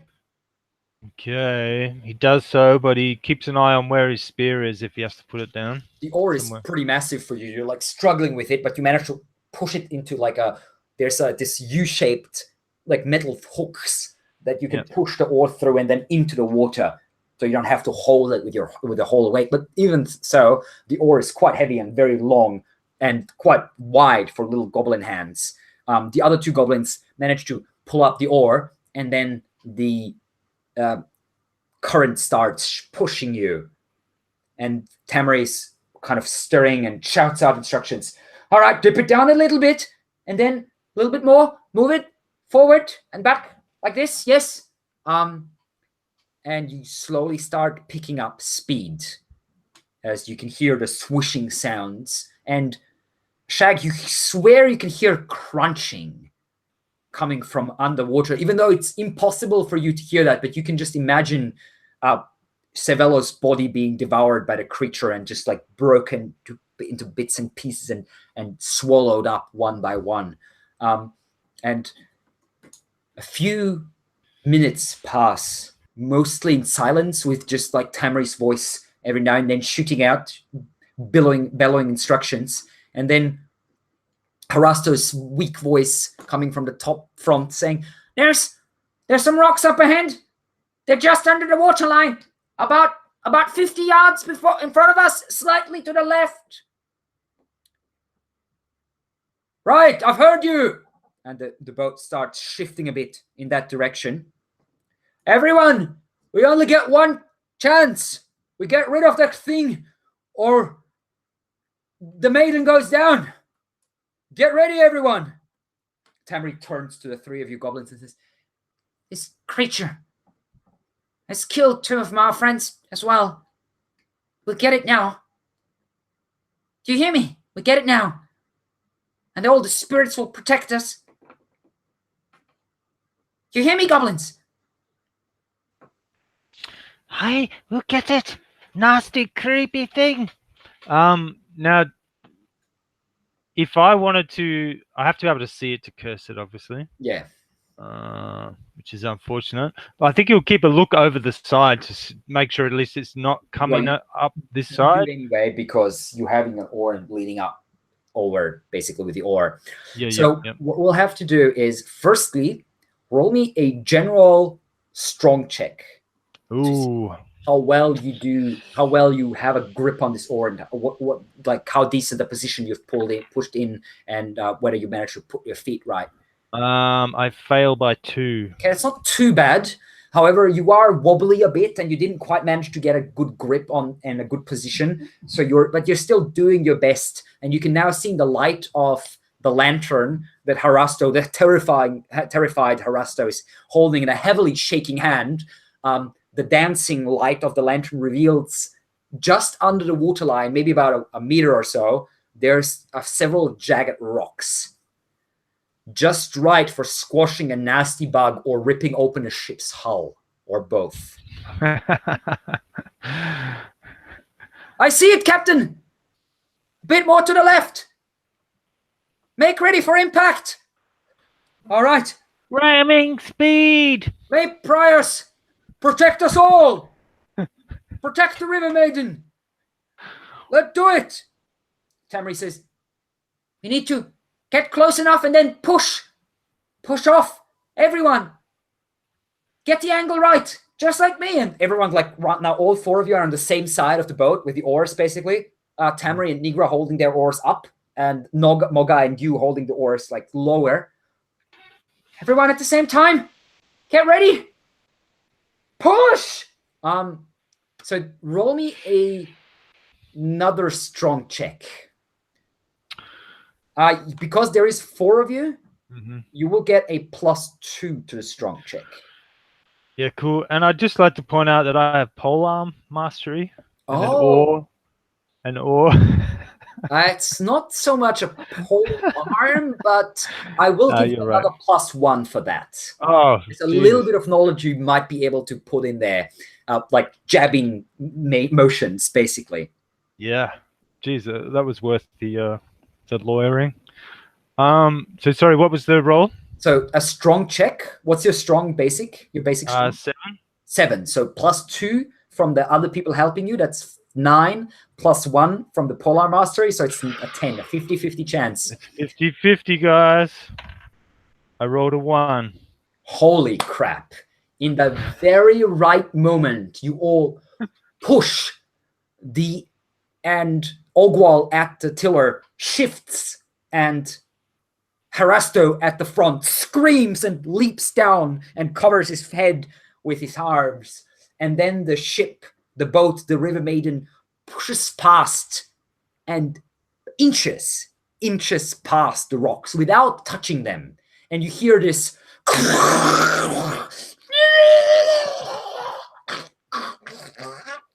sound and the breaking of exoskeleton and bones. And you see something broken and floating in a cloud of blackness coming to the forefront, sticking to the side of the rocks, sliced open and shattered and broken, and then disappears in the dark. Can I throw a rope to lasso part of it? Sure. Roll me a quick check. You will have to roll twice and take the lower one, however, because you're pushing, you're having to grab the rope and throw it. Fail. Yeah, you get the rope, you turn, but it's already gone in the darkness. I'll say farewell both to Sevelo and his plump coin purse. Yes, indeed. Everyone breathes a sigh of relief as the River Maiden, undamaged in fact, with just enough people on board to make it limping to Jakar, continues its journey with the creature, the river monster that stuck to it for days, left behind shattered, broken, and dead, and the corpse of a sorcerer somewhere in that mangled mess. But at least 50% of our parties today have survived. Not too bad for just 2 players, I must say. And the River Maiden is safe for now. We'll reach Jakar a few days later, and then Shag has a story to tell, and the others as well. And at least you might get a few free drinks out of it in the taverns of Jakar. But for now, today and tonight, our adventure and our venture into the darkness of Davokar and the deep river of water of Malgomor are over.